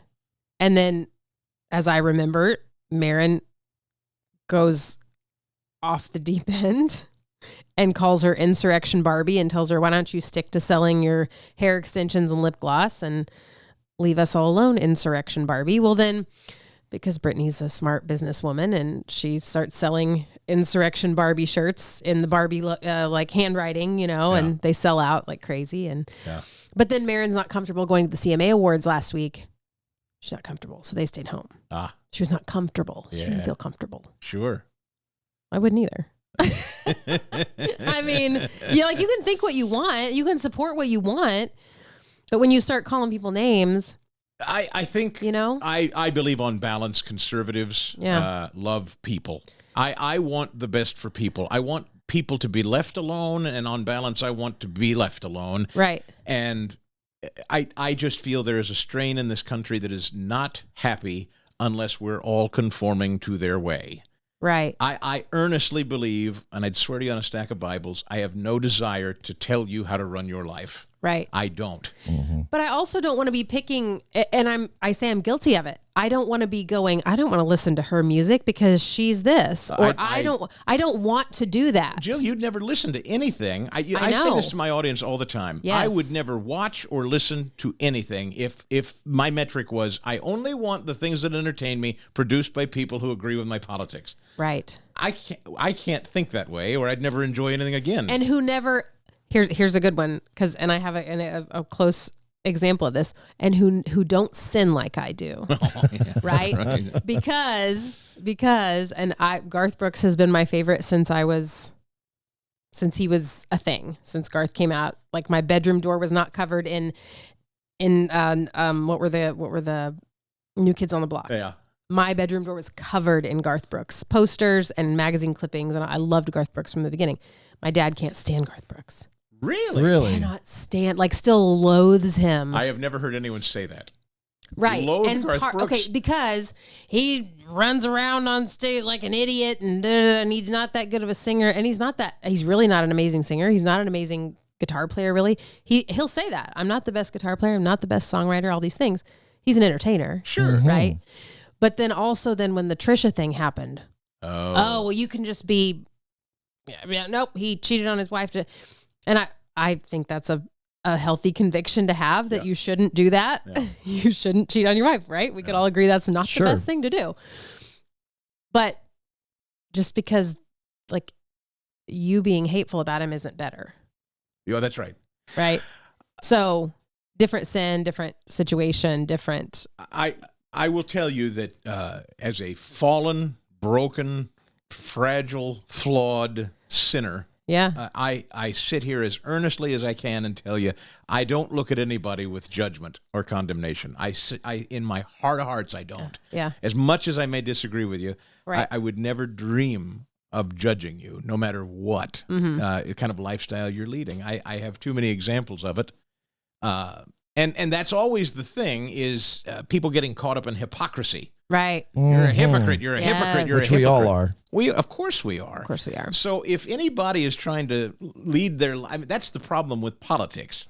It instantly creates hypocrites because you take these hardened positions on things where you seem immovable, and then everyone's always waiting for that moment where they got you. Uh-huh. I feel pretty open book. I'm happy to tell you about all the flaws and faults I have and why I don't sit here in righteous condemnation of other people. Sure. But it doesn't mean, and as Christians, this is something that bothers me a lot. It doesn't mean there's not a standard. Right. Just because we're fallen and broken and I've fallen short and I've embarrassed myself and my family terribly and I've misbehaved terribly doesn't mean there's not still a standard to shoot for. Sure. So it's like, it can't be... No, I'm not a puritanical scold judging the world around me, but by the same token, I can't say, well, you do you, it's fine. Why have rules or boundaries or limits or standards or laws? Sure. Which is sort of the other extreme of it. Right. If that makes sense. Exactly. That's the problem, extremes. So we got Hank who chimed in here with a couple different things, and so I'm just going to read here with what he said. He says, I'll start with this. The GOP Senate leadership is weak and mired in policies apparently intended to keep the Rhino Gang individually favorable to the liberal media rather than leading the country with strong conservative policies. What can break through the hold that they have on the GOP, including removing McConnell as the leader? Yeah. It's a tricky one. Again, this is going to be a frustrating and unsatisfying answer. I am finding, and I'll just be honest with you on this show, as the years go on and as I talk about this stuff, I do feel more and more convicted about what's going on in my own backyard, and I'm increasingly turning away from Washington, D.C.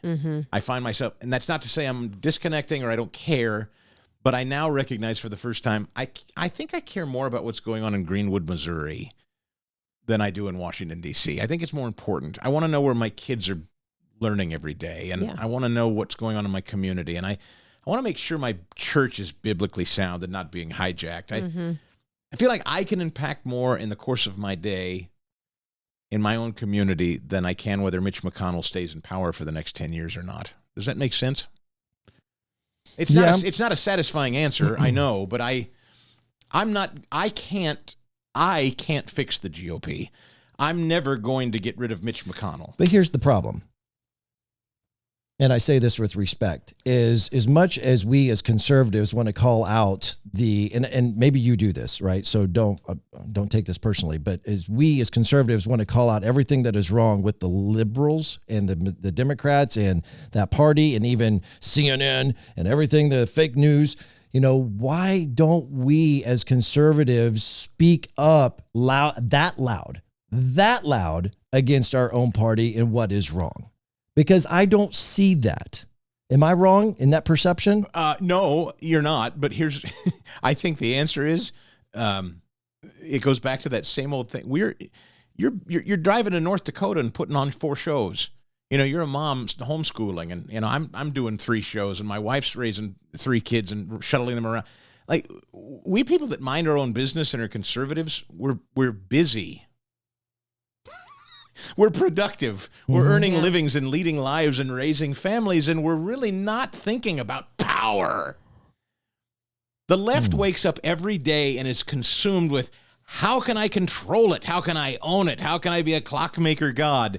I don't know about you guys. I don't think you do. Most conservatives don't wake up every day and think, how do we take the power? We're thinking, why is Yellowstone such a popular show? I don't know if you guys watch it. Yeah, sure I do. Why but is they it so tried popular? to make that. They tried to do the conservative spin thing on that. Why too. are they mad at it? Right. The message of Yellowstone. Yes. Bottom line, Yellowstone is popular because so many people identify with the Dutton family. The underlying theme of that show is, I don't want more. I'm not out for conquest. I just want to be left alone and protect what's mine. Right. That whole show is about, this is mine, I value it, this is my family, leave me alone. This makes this show conservative and bad, and it's because it's about people coming in from the outside trying to change and attack and assault their way of life. Right. This is how conservatives feel right now. Okay. In whatever stage of life you're in my view. Is that helpful? But you're saying us, right? You're saying, okay, you go do North Dakota and I'm homeschooling and you're, doing your radio show and your podcast and your wife's raising kids. And we just want to be left alone and do our life. Do you think that people who are liberal or Democrat, because some people don't like one or the other of those terms, right? Whatever. I don't mean anything by either one of them. The average person, if this was somebody that's a Democrat or liberal and someone and someone I know, that's just an average person, are they waking up thinking about power? And is that what you mean? Or do you I guess I should mean kind the of party. same? I don't mean maybe not your next door neighbor. Okay.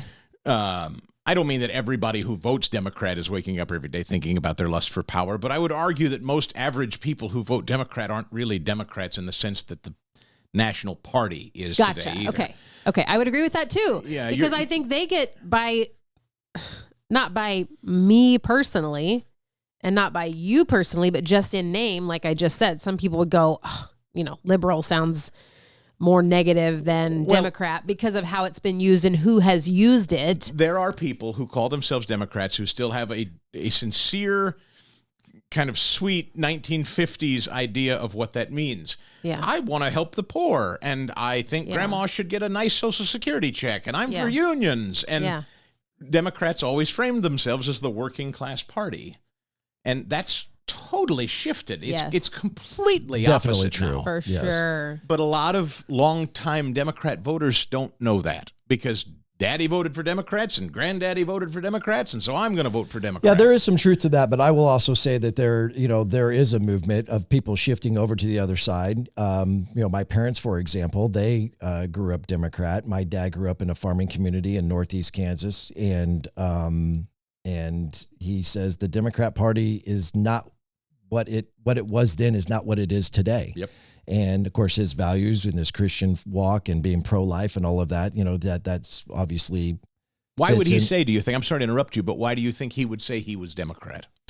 because of everything that you just said as far as being the working class, the party in what the Democrats at that time stood for, as it pertains in this case for farmers back then. Right. And that's what, when you look at what,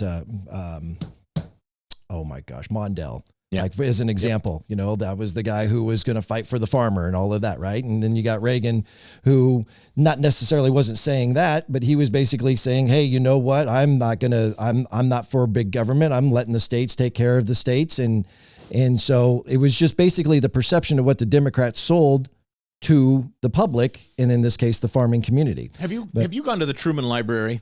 I have not. If you ever go, just take some, it's not too big, so it doesn't really take too much time. You can do it in a day. But if you go down and you read about, just in the museum, about Harry Truman, you don't have to read like a huge book. Just read what they post about Harry Truman's tenure. You'd read it and you'd go, I'd swear that's the candidacy of Donald Trump. Really? Donald Trump and Harry Truman sound like identical figures today. If you take away the party affiliation, the character or the personality or the abrasive. Just what they did, what they stood for, the things they said, the movement that supported them, they're almost identical. Really? They just have different party names and they come from a different era. But that's the truth. The working class Democrat, the Truman Democrat, the John F. Kennedy Democrat is today's Republican voter. Huh. I think. That's broad. I mean, I'm painting with a broad brush, but right. And I don't know how we got here. That may not have answered anything you asked. No, that's all right. But you kind of gave, I want to ask you this before we go on to another question, because you had kind of said where I had, let me back up. How do we get rid of Mitch McConnell? I think is where we started, right? What I was saying is that, Republicans, conservatives have no problem, playing to the passion that is behind Trump and everything that is about the Second Amendment and everything that is pro-life, and spending time getting in a spat on Facebook and putting all that passion out there and getting in these political fights with people from the other side. Yeah.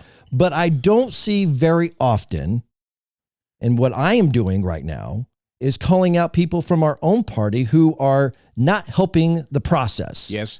And I don't know why more people in the media, and maybe you do it, I don't know, because I don't listen to your show regularly.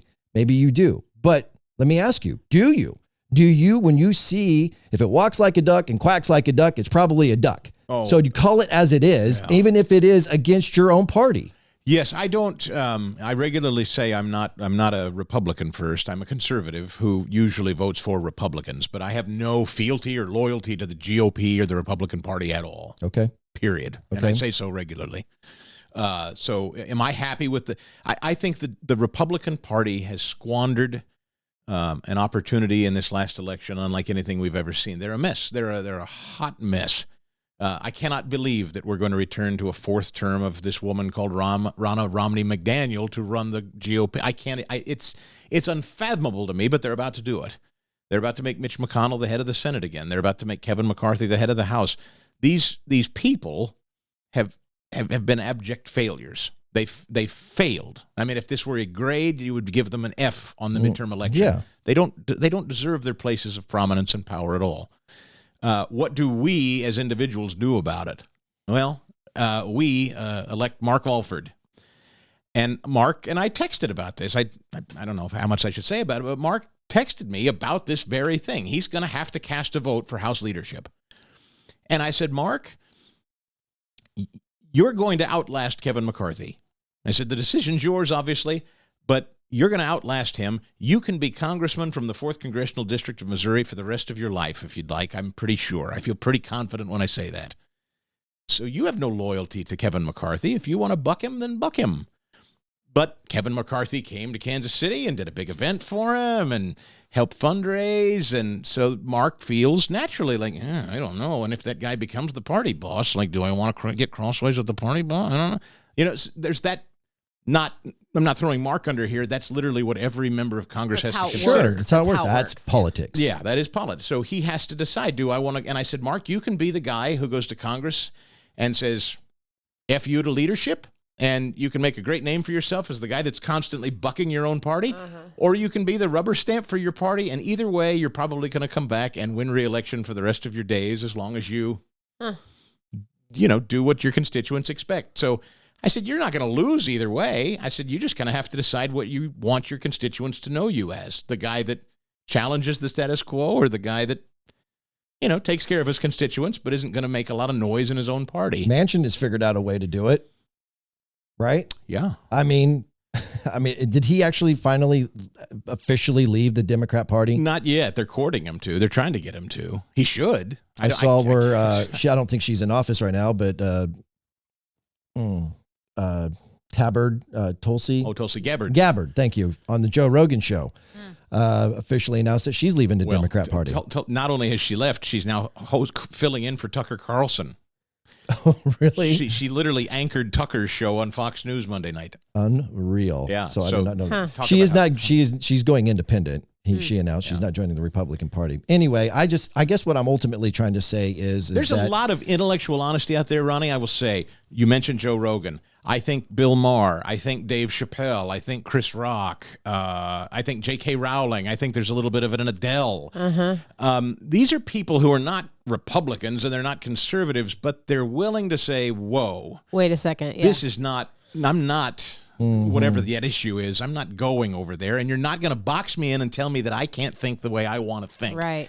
I believe that as a conservative, it's important to reach out to people like that and say, Bill Maher, 90% of the time I can't stand what you say, but the fact that you're willing to stand up for, or Elon Musk taking over Twitter, I don't know what kind of guy Elon Musk is. Right. We're better off that Elon Musk kicked down the door of Twitter and fired everybody and is starting over. That's a better thing. So, look, I will embrace people who are for freedom, free speech, individualism, bucking a trend. Yeah. I'll embrace you, even if I don't agree with any of your politics. I think there's actually quite a bit more of that going on than we realize. Maybe there is. Maybe I'm not seeing it. But I really did. You brought up Bill Maher. I really appreciated the sit down that he had with Ben Shapiro. Yes. That was very like, hey, let's be two civilized guys who don't necessarily have the same values or views in our politics, but we can have a civilized conversation. And believe it or not, if you listen to it, they agree more than they disagree. That's right. But the thing that I appreciate about Bill Maher is he's calling out his own party on the BS. Yes. And I'm not seeing that a lot on the Republican side. No. And I don't know why.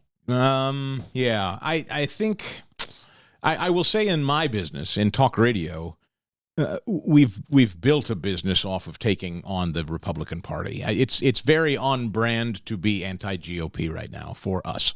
In the talk radio space. Okay. I can't speak for every Republican voter. I will just say my audience has no time or respect for the current Republican establishment. And we spend, I would argue, as much time slicing, dicing, and criticizing the Republican Party as we do Democrats. Okay, good. Sincerely. I just want to keep it real. I just want to keep it honest, right? Because there is just as much corruption on our side. Maybe not. Maybe I shouldn't say it that way. I don't know. There's enough. There's enough corruption on our side that we shouldn't be walking around as if we're the holier than thou party. Right. Yeah. Because it's just not true. Right. Yeah. There's corruption, and then there's values and principles, and they're kind of different. Corruption and being dirty is one thing, and then there's this is what we believe. Do you believe it or not? Because I feel like you're folding. It's having a spine and on some things being immovable. When you say, and again, I'm sorry to go to the extreme here, when you're the Republican governor of South Dakota and you say, if I ban men from competing against women in sports, that could cost us business. That sucks. That is an unacceptable conservative position. Did she say that? Take. She did at first. She changed because she caught hell. And she should have from me and everybody else. Right. You can't be a conservative and say, well, I'm with you to a point, but if it's going to cost us money, that's about as slimy as it gets, right? That's just it. I get it. We're all humans. Honest. We're going to make mistakes. Yeah. We're all going to be a hypocrite at some point in time. But how about we try not to be? How about when we wake up each day to do policies or to set agendas and laws, we have some sort of introspective, where we're trying to realize, are we doing the right thing or are we doing the right thing for me? Are we doing, if I give them this, then I'm going to get this down the road? And I get that that's partly politics in general anyway. At the end of the day, just do the right thing. Yeah, politics is gross. Politics is gross. I don't understand why anybody would want to get into it. I'd love to. I'm hoping that we're going to get Mark on the show here in the next. And I want to ask him that straight up, like you get into it because you really feel like you can make a difference? He does. I believe that. Earnestly. I believe that. But what happens? Tell me who. Don't you say a wide majority or most that people that will get into politics do it for that reason? Yes. And then they get in there, something changes. Well, they don't have any power. There's no power. How do you get power? You join, you sell your soul to the devil. So in order to get power in the House of Representatives, you've got to do what the Speaker of the House wants, because the Speaker of the House controls committees. You become a powerful committee chair when the Speaker of the House allows you to be. Mm-hmm. So you, freshman Congressman Ronnie Phillips, have nothing. Right. You kiss my ass as Speaker of the House for a while. In a few years, I can make you chair of, I'm trying to think of a chair of natural resources in the House or something. That comes with its own staff. Does it really come down to kissing ass? Oh, yes. You think so? Yes, because yes. I look at somebody like Trey Gowdy, who was just, I think, an incredibly impressive person with his law background. And I think I don't see him as an ass kisser. Maybe you probably know better than I do, but I see him as somebody who just walks into a room, who knows his shit, and they're impressive. He does know his stuff, and he's he never bucked party leadership, but he's smart and he's honest. But he was never going to get crossways with party leadership, right? There's a difference, and that doesn't make him a bad person. My old boss, Sam Graves, he's been in Congress since 2000. Like, he's been there a long time, and he can be there as long as he wants to be. North Missouri is mostly rural. He brings home the money. You know, everybody hates Congress but loves their congressman. Right. Is the old axiomatic phrase. Everybody hates Congress but loves their congressman, because these guys get to come home and they name a bridge after themselves and do the ribbon cutting, and everybody applauds, and we got a new library, and Congressman this and such brought it home. Uh-huh. It's that game. Where you look at the body of them and go, those disgusting people. Right. But my congressman brought home a grant for fill in the blank, whatever, bridge or pothole repair or the new school, or and they stamp their name on it, and we drive across the Kit Bond Bridge. It's really kind of gross, really, that politicians take our money and stamp their name on it for all eternity as little shrines. But it is the game, right? It is. All right, let's get to another one here, and then we'll take another quick break, because I do want to get into your testimony at some point towards the end of the show. We're an hour and 45 into this. Have you lost everybody by now? Yeah, no, I don't think so. Okay. But I do want to get into where you became more committed in your walk with Christ at some point, and so we'll get into that here in just a little bit. But Hank's got another comment here. He says, "Here's another issue." Uh-oh. And another thing. I love that his name is Hank. Do you think it really is Hank? I guess it's my dad. Truthfully is. We should do that segment. Hi, and Dad. Another thing with Hank. Yes, that's a great idea. And another thing. Here's another thing. Here's another issue from Hank. Would you do your dad's voice then when you read this one? I don't know that I could probably do. I don't know. I really love the concept of here's and another thing. See, you're going back. You're going back to the election integrity is a major issue with me. My expectation is that results will be tabulated and announced late on election day. I realize each state establishes their own voting process, but the week-long or greater tabulation process can lead to perceived or actual corruption. I'm totally against federal control of elections.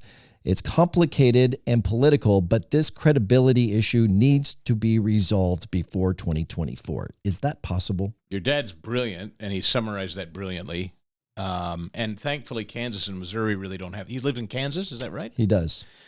Thankfully, Kansas. He is a huge, him and my mom, by the way, are a huge fan daily of the Jay Sekulow show. Oh, well, Jay is brilliant. Yeah. That's why they're so smart. But answer the question. Yeah, Jay's a brilliant guy. The problem is, and it's a good thing and a bad thing, and this is what's so dangerous.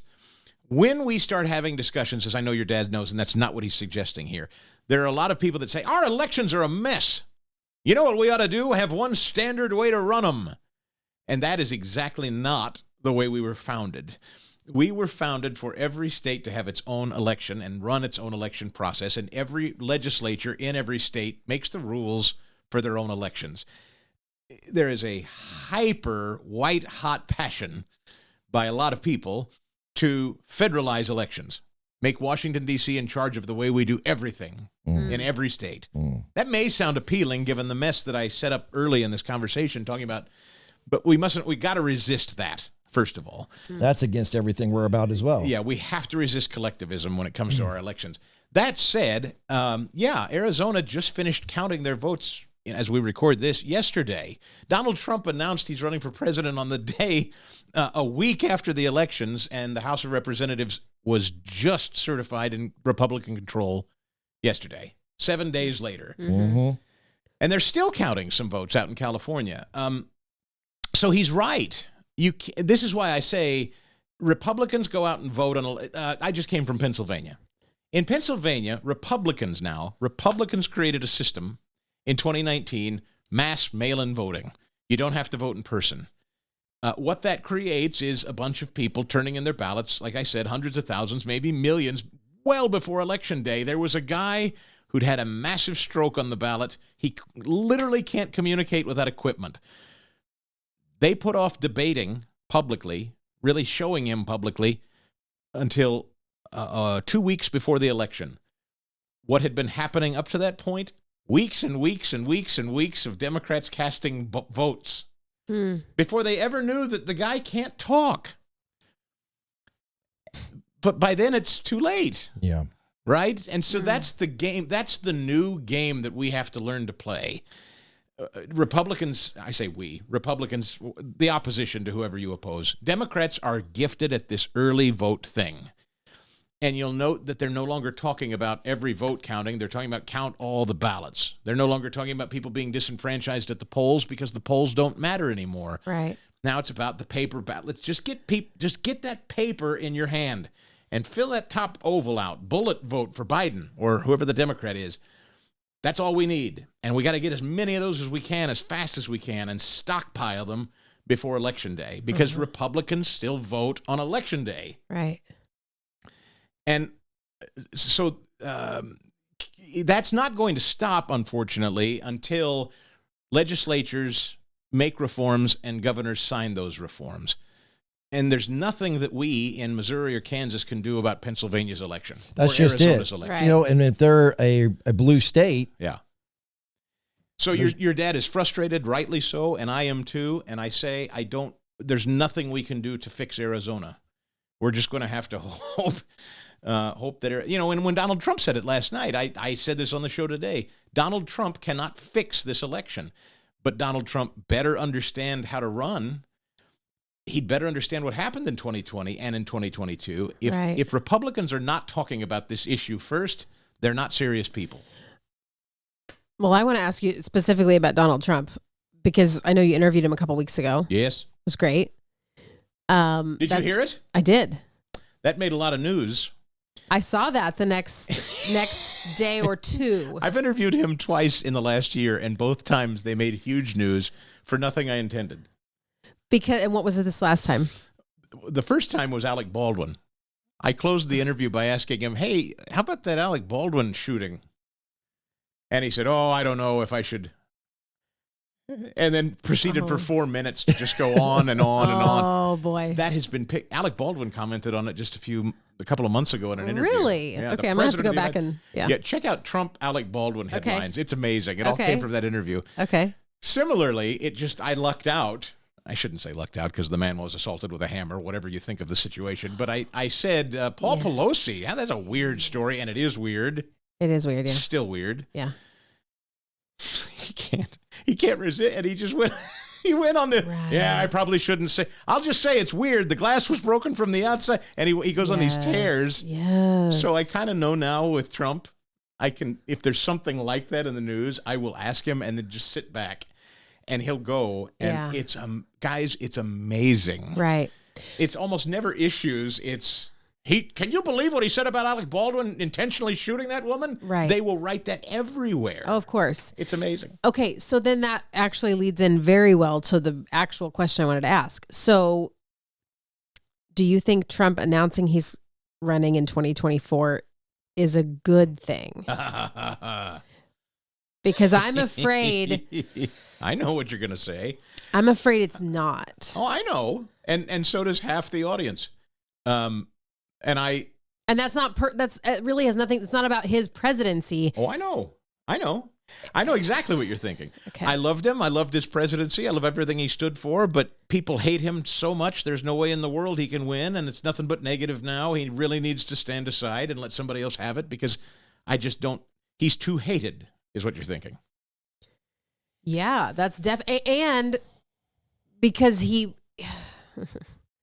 like, if there was someone who could give him direction on, you know how you said the lady, the super feminist, whatever, abortion activist, made you think differently, even though you vehemently disagreed with her and vice versa, but you both learned something from each other. I don't think anybody, I don't know if people have tried to do that with him, but I don't think if they have, it hasn't worked. No, he's not manageable. And he's not manageable. And so I think that's a problem. And here's what's weird. He's a loose cannon. I will not, I don't argue this with anybody, because talking anybody into or out of Trump is a fool's errand. I don't do it. Yes. People feel how they feel about Trump, and it's just settled. So I find that I'm just going to kind of let this air out. For instance, the media has now said, everyone is saying, Ron DeSantis is the future. Ron DeSantis is the way to go. They've decided it. There's one problem with that. Ron DeSantis hasn't said it. Well done. That's exactly right. And you would think that I said something really argumentative when I pointed that out today on my show. I said, folks, not for nothing, shouldn't we wait on Ron? Yeah. Before we all declare him the new way? Right. Who says he's running? Because they were trying to pit Trump against DeSantis. And it's working. Right. My audience is ripping themselves apart right now, fighting with one another about Trump's yesterday, DeSantis is tomorrow. I'm not taking a position. I'm staying completely, because I did this once in 2015, and it was one of the bigger career mistakes I've ever made in my life. I won't do it. I just won't engage in it. I'm going to let it play out. I'm not in a hurry. I love Ron DeSantis. I love what Donald Trump achieved. Watching ourselves tear ourselves apart about whether Trump should be the nominee or not, I think misses a bigger discussion right now. I don't think that's the discussion, in my opinion. And we're devolving quickly into this. It's got to be Ron, and it can't be Trump, or it's got to be Trump. He's the only way forward. And I'm like, we really ought to talk about how we count votes. Seriously. I agree. We got to figure that out first. In that order. I agree, but there is an argument, and it's a very valid argument about people who are even conservatives. And I do know people who are Democrat who do not like what's going on in their own party, but they can't bring themselves to vote for Trump because of how he conducts himself. And so that is foolish in and of itself, right? Because then you're voting on something that has nothing to do with policy. Yep. And so that's a whole nother conversation. But here's what I'm trying to say is that we are the freaking United States of America. And I don't feel like that Donald is often trying to unite us as much as he is trying to divide us. I love, just like you. Yeah. Just like you. I love everything that he's about, I love his tough nature. I love that he'll fight for us. I don't like how he conducts himself on Twitter. I don't like how he often conducts himself in news press conferences.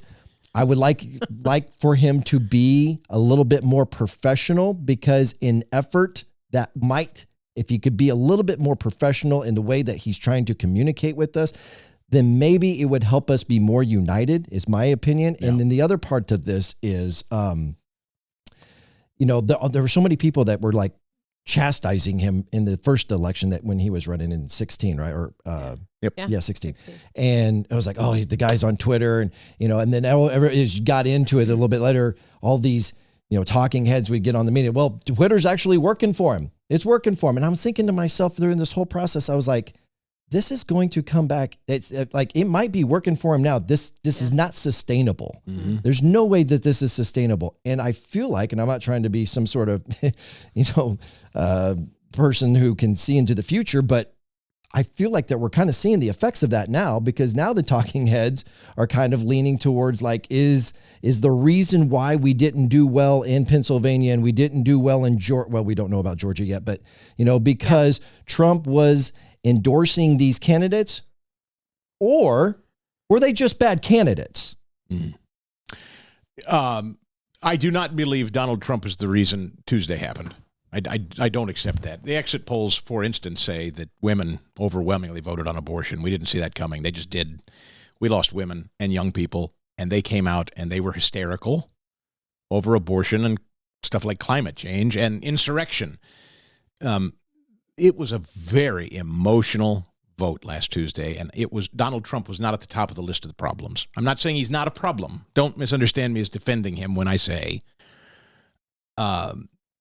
I understand what you said, and I don't discount any of it. But as I said this morning about him, this guy's been twice impeached and is home raided by the federal government. This man has been abused in a way we've never seen any American leader be abused by our own government. And I apologized to him on behalf of the country when I had him on, because I said it is shameful that the United States government has turned on a former American president in raiding your home. It's shameful. I'm embarrassed of the country, and I'm sorry it happened to you. It's never been done. It's outrageous. So I get a little prickly when I'm told that he's not nice, because I've never seen anybody treated the way he's been treated. That's fair.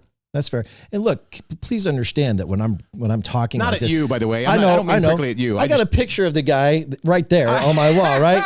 So Right. I'm not sitting here trying to say Donald Trump sucks. I love the guy. I love a lot. But what I'm trying to be is a voice for other people. No, Right. listen. And this is what my responsibility in conducting this podcast. That's the reality. The people who Of course. are okay, the people that already voted for him, whether it was in 2016 or 2020, would probably most of them vote for him again if that's your ultimate choice. If that's the choice in 2024. And here's the other problem. Yes, here's the problem is, and I will say this about passionate Trump fans, they will never forgive anybody who takes him on, and if they're successful in taking him out. And there's a real worry that I have that if someone like Ron DeSantis or somebody else successfully challenges him, all the millions of people that are passionate Trump supporters will stay home and pout, because they did that in Georgia. Right. And it cost us 2 Senate seats that have wreaked havoc on the country. So I am very concerned about the passionate Trump loyal pouting if it doesn't go the way they want it to go for Trump. Shooting themselves in the foot. Yes. Yeah. So, This is the problem with the party in general. Like, we Yeah. all got to get together and get our stuff together. Yeah. Like, these GOP leaders need to, and the people I'm sorry, I don't know her name. You're Romney McDaniel, yes, the party like, chair. Yeah. Come on, guys. Like, we got to get together and figure out what we're doing here, because Primary fights are for this stuff, and that's fine. But when the primary is over, then come home. And there's got to be a unifying force. I couldn't stand Donald Trump, and I didn't support him in the primary. And I didn't either. I had the audacity to tell the audience it's Ted Cruz or bust, and you're a moron and not a true conservative if you support Trump. I couldn't have been more wrong, and I spent a few years digging myself out of that hole with a lot of my audience. I will never, ever, ever again weigh in on a Republican primary or presume to tell an audience how they should feel about a candidate. Really? I won't do it. well, of course, you learned your lesson the hard way. Yeah. Yeah. Do you think that there is any, or have you heard any rumblings of what other primary candidates could be going up against Donald? I mean, we don't know. I mean, everybody speculates about DeSantis. I heard, and for the first time I watched Fox News, aside from the week before when they were doing the midterms. I was watching Fox News last night because of Trump's announcement. Okay. And shortly after, they were showing a quick interview with Josh Hawley Yeah. and Ted Cruz. And what Ted Cruz said, I'm not going to try to say or repeat, but it almost sounded like he might be interested in doing this again. He will. I talked with the guy that ran his presidential campaign about this right before the elections, and I asked him this broadly. I said, who can take Trump on? If Trump, in fact, gets in, who can take him on and win? And remember, this is a guy that runs Ted Cruz's campaign today, or his Senate office. He said, I do not see a path for anyone right now. This is a guy that's in professional, like I run presidential races in the Republican field, and he said, there is not a name at this hour you could put before me that could make a credible case they have an easier path to the nomination than Donald Trump. Kristi Noem was on my show, who a lot of people think is a front runner as a possible challenger. We were just talking about. She's even told me herself on the show, Trump gets in, it's pretty much over. Most of them have said, and that's why I just don't think DeSantis, I don't think it's a lock DeSantis runs. I don't either. He's got young kids, a second term. Like maybe next time. Next time it's free and clear. Yeah. Biden's out one way or the other. Trump's done one way or the other. There's no upside for DeSantis to sully his reputation with a loyal base voter right now, in my view. Right, because he's on fire in Florida. So stay there and do what you're doing.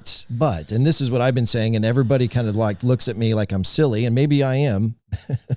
But wouldn't there would be no better way than to rally a Republican Party or the GOP if they both ran on the same ticket together? Oh, sure. Like, but why is the media portraying them as if they're are they really butting heads with each other? Are they bickering with one another? And if they are, is it all for, because there's this whole psychological game the media is talking about too, like, oh, this is part of Trump's plan. They're going to make it look like they're fighting with one another. And then it's all going to get everybody riled up to pay attention to what's going on. And then they're going to unify and everybody's going to recognize what's going on.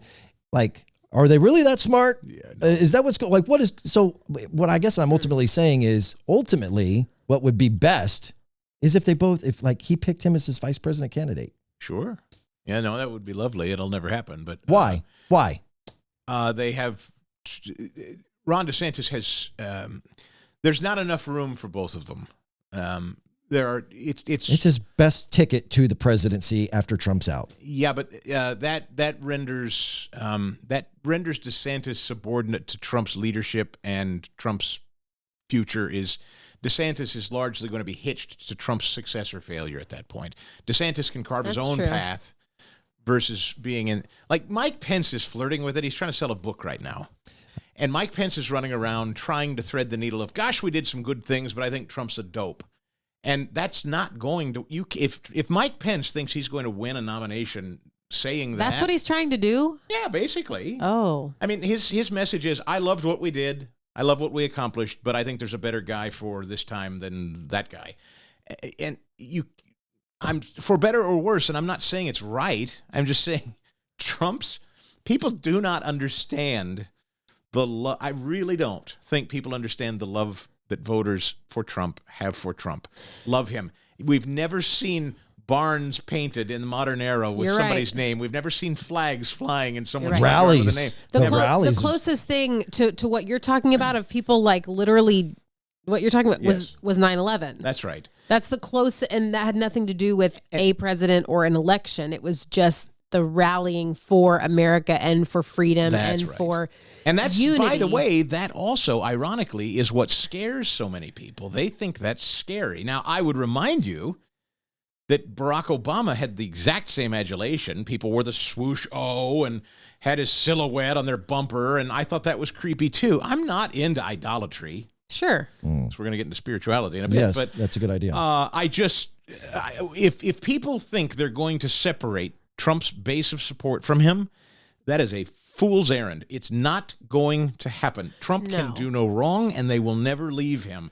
So until Trump leaves of his own accord, you're going to have a Republican Party problem in trying to challenge Donald Trump. Okay, so then is 2024 going to be Trump-Biden again?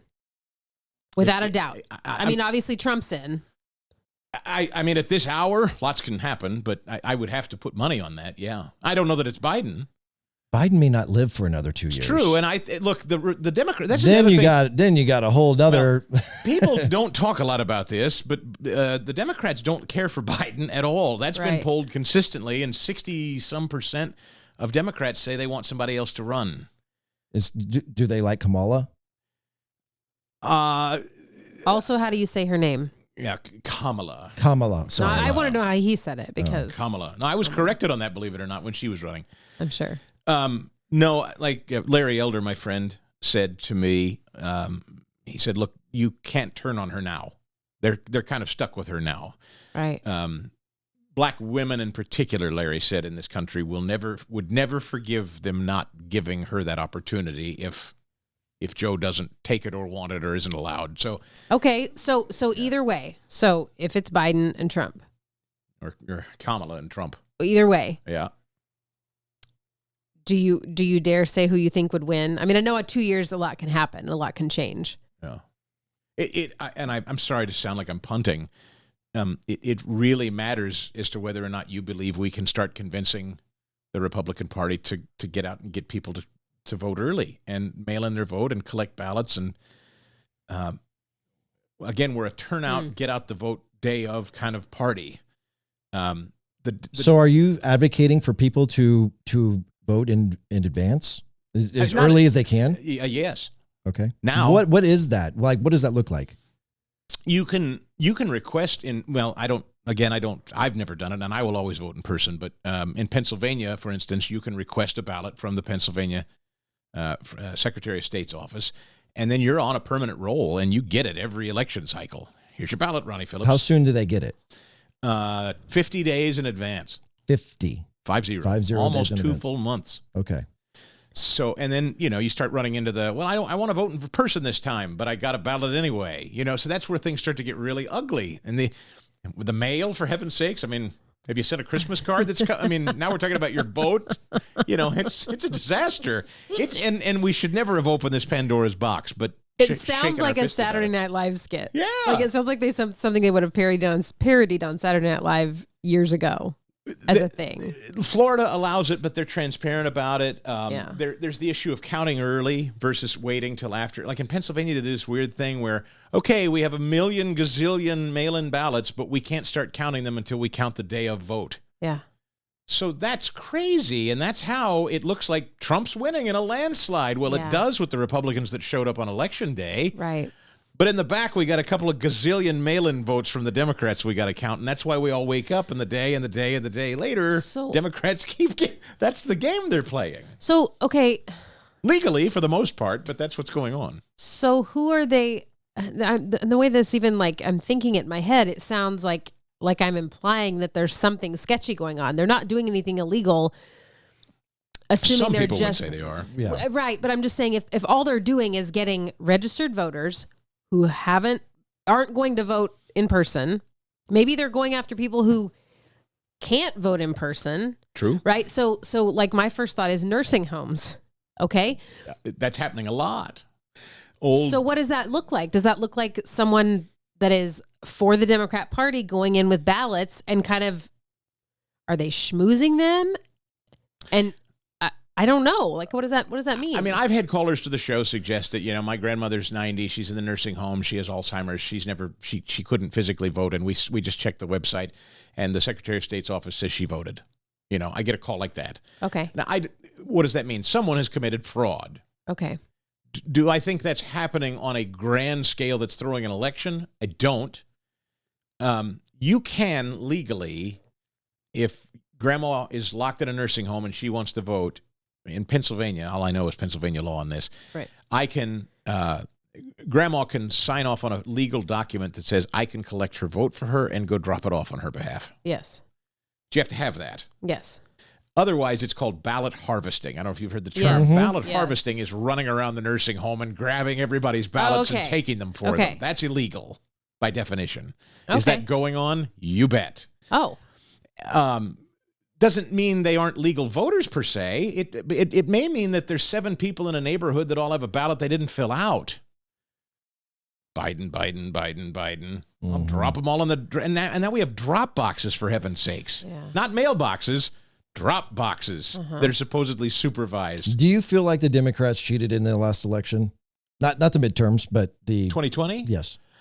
The ballot harvesting issue is the thing that we know. There's a movie called 2000 Mules I recommend to you. Yeah, I know of that. But is that a... It's a ballot harvesting thing, right? So that's different. Is it accurate? Did it really? Do we know emphatically that it happened? Can we prove that it happened? There's surveillance video proof of it in this film. Yeah, and I would encourage you to watch it for yourself. And if you come away skeptical, fine. But I think it's a really convincing film. And then there were some constitutional challenges to the way we were. The mail-in vote is a mess. And what's sad is that we ever allowed ourselves to get away from absentee voting, which was fine and worked fine. I'm going to be in North Dakota on Election Day, so I'm requesting an absentee ballot, certified mail, fill it out, send it back in. Yeah. That was working fine. This concept of mass mailing ballots to everybody for any reason or no reason at all. Well, COVID was a supernatural force in this country that has altered everything. Everything. COVID was used. But not all for the bad. No, God really worked in that. Mm-hmm. I saw God work marvelously, and I saw wicked darkness at the same time, like I've never seen in my life. I don't know about you guys. Yep. Yeah. Well, some marvelous things came out of wicked darkness. Yes. I'm actually a testament of that. Amen. So, all right, let's hit on a couple things, and then we're going to take a break here. So you already hit on that. Another thing. And another thing from Hank. Should we have term limits? Yeah. Oh, yeah. Yeah, I'm all for them. Now, here's the argument against them. This goes back to, I hate to pick on Sam. I love Sam Graves. But, Sam's been in Congress now for 22 years. And now, you know what Sam's about to become? The chairman of the Transportation Committee in the House of Representatives. Wow. And do you know what that means? That's the guy in charge of how the highway bill gets carved up. Now, if you live in the 6th Congressional District of Missouri, guess what's coming home to mommy and daddy? You see what I'm saying? So now all of a sudden we have in the 6th Congressional District of Missouri an extremely powerful member of Congress who's been there entirely too long. So what do? I'm not saying he's a bad congressman. I'm just saying if I'm consistent, yes, I think he should have hung it up after a few terms. Not because he's doing a bad job, just to be consistent, new blood, turn it over. Yeah. The argument can be made, we've got a very powerful member of Congress representing our district. Sure. Who wants to throw that away? Right. Remember, hate Congress, love your congressman. So that's the argument against term limits for a lot of people, particularly when they have prominent, powerful members in the House who specifically... Well, yes, that's a good idea, but we got Sam. Hey, we're going to get a new bridge. Uh-huh. We're going to get a new library. Right. No more potholes. I don't want term limits. Right. Start over with a Mark Alford who has no power. My guy's been on. He's going to run the highway bill. So that's the. If you believe that there are supposed to be term limits, what are the terms? I think that a House. I think anymore. I think 3 terms in the House, 6 years seems just fine. 2 terms in the Senate, 12 years, double that up to me. I mean, it's a 6-year term in the United States Senate, 2 years in the House. The House was designed to reflect the passions of the people in the moment.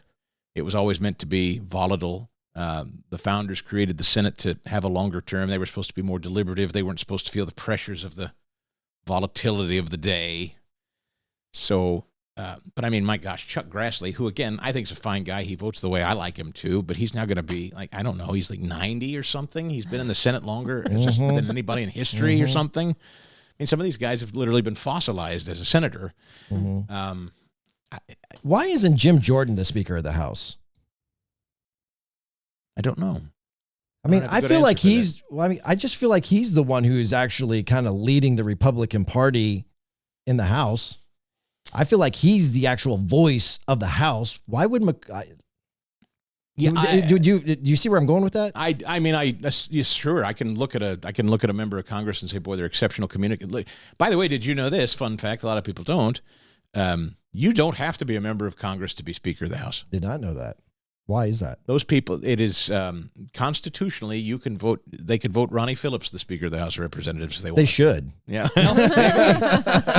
Maybe. I know one guy that would. Hank. And then another thing. Vote for my son. All right. Hey, I will say this before we go to break. I did think that for the most part, Donald conducted himself very well, very professional last night in his speech. I thought, considering what he has the ability to do outside of the box, so for whatever that's worth, I thought Why that was do you hate Donald Trump? Just a guy just get off Twitter. Getting those notes now. We're going to come back and talk about Jesus with Chris DeGaulle on the Papa Ron podcast. The Papa Ron Podcast is brought to you by Dumar Solutions. Dumar Solutions, offering affordable chemical and PPE solutions for any industry. Automotive, industrial, manufacturing, concrete, and asphalt construction. Also offering kitchen cleaners, corrosion control, and specialty coatings. Detergents, cleaners and degreasers, laundry care, floor care, odor control, personal hygiene, and much more. Do more with Dumar. Inquire with any of your needs at DumarSolutions.com. That's DOMARE Solutions.com. Now, back to the Papa Ron Podcast. Here's Ronnie Phillips.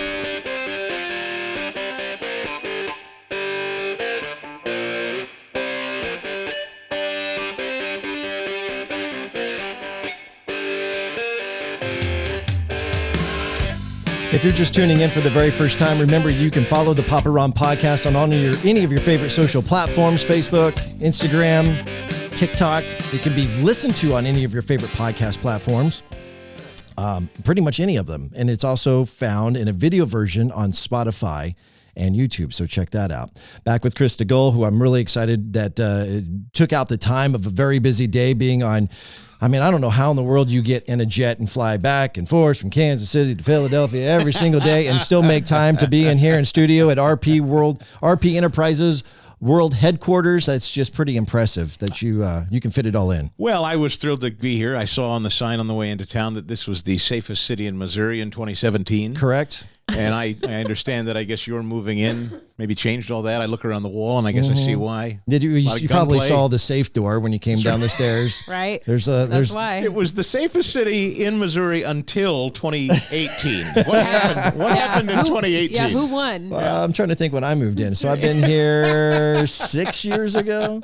I can tell you this neighborhood's pretty safe as long as I'm living in it. I would say that nobody's safe in this house if they want to break in, right? You're pretty well locked down. That's pretty much true. This is really, may I say sincerely, to get this invitation was flattering. I have no idea if I've bored the pants off of you, but I was very flattered. Sincerely. Oh my gosh. No, not at all. I was hoping I was going to be able to live up to your gold standard of what you do each and every single day. So no kidding. I'm flattered and grateful that you took the time out to be here. So, thank you for diving into everything that you did as it pertains to politics. And I would encourage everybody, actually, before we get into the deep religious stuff, where can people find you? You have a couple different podcasts. You obviously are in Kansas City for our big listening audience in Philadelphia.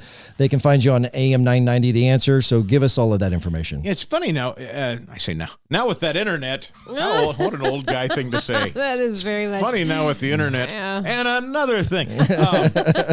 But streaming really is the reason that I can live in Kansas City is because COVID, and that was one of the things that we were kind of inferring earlier.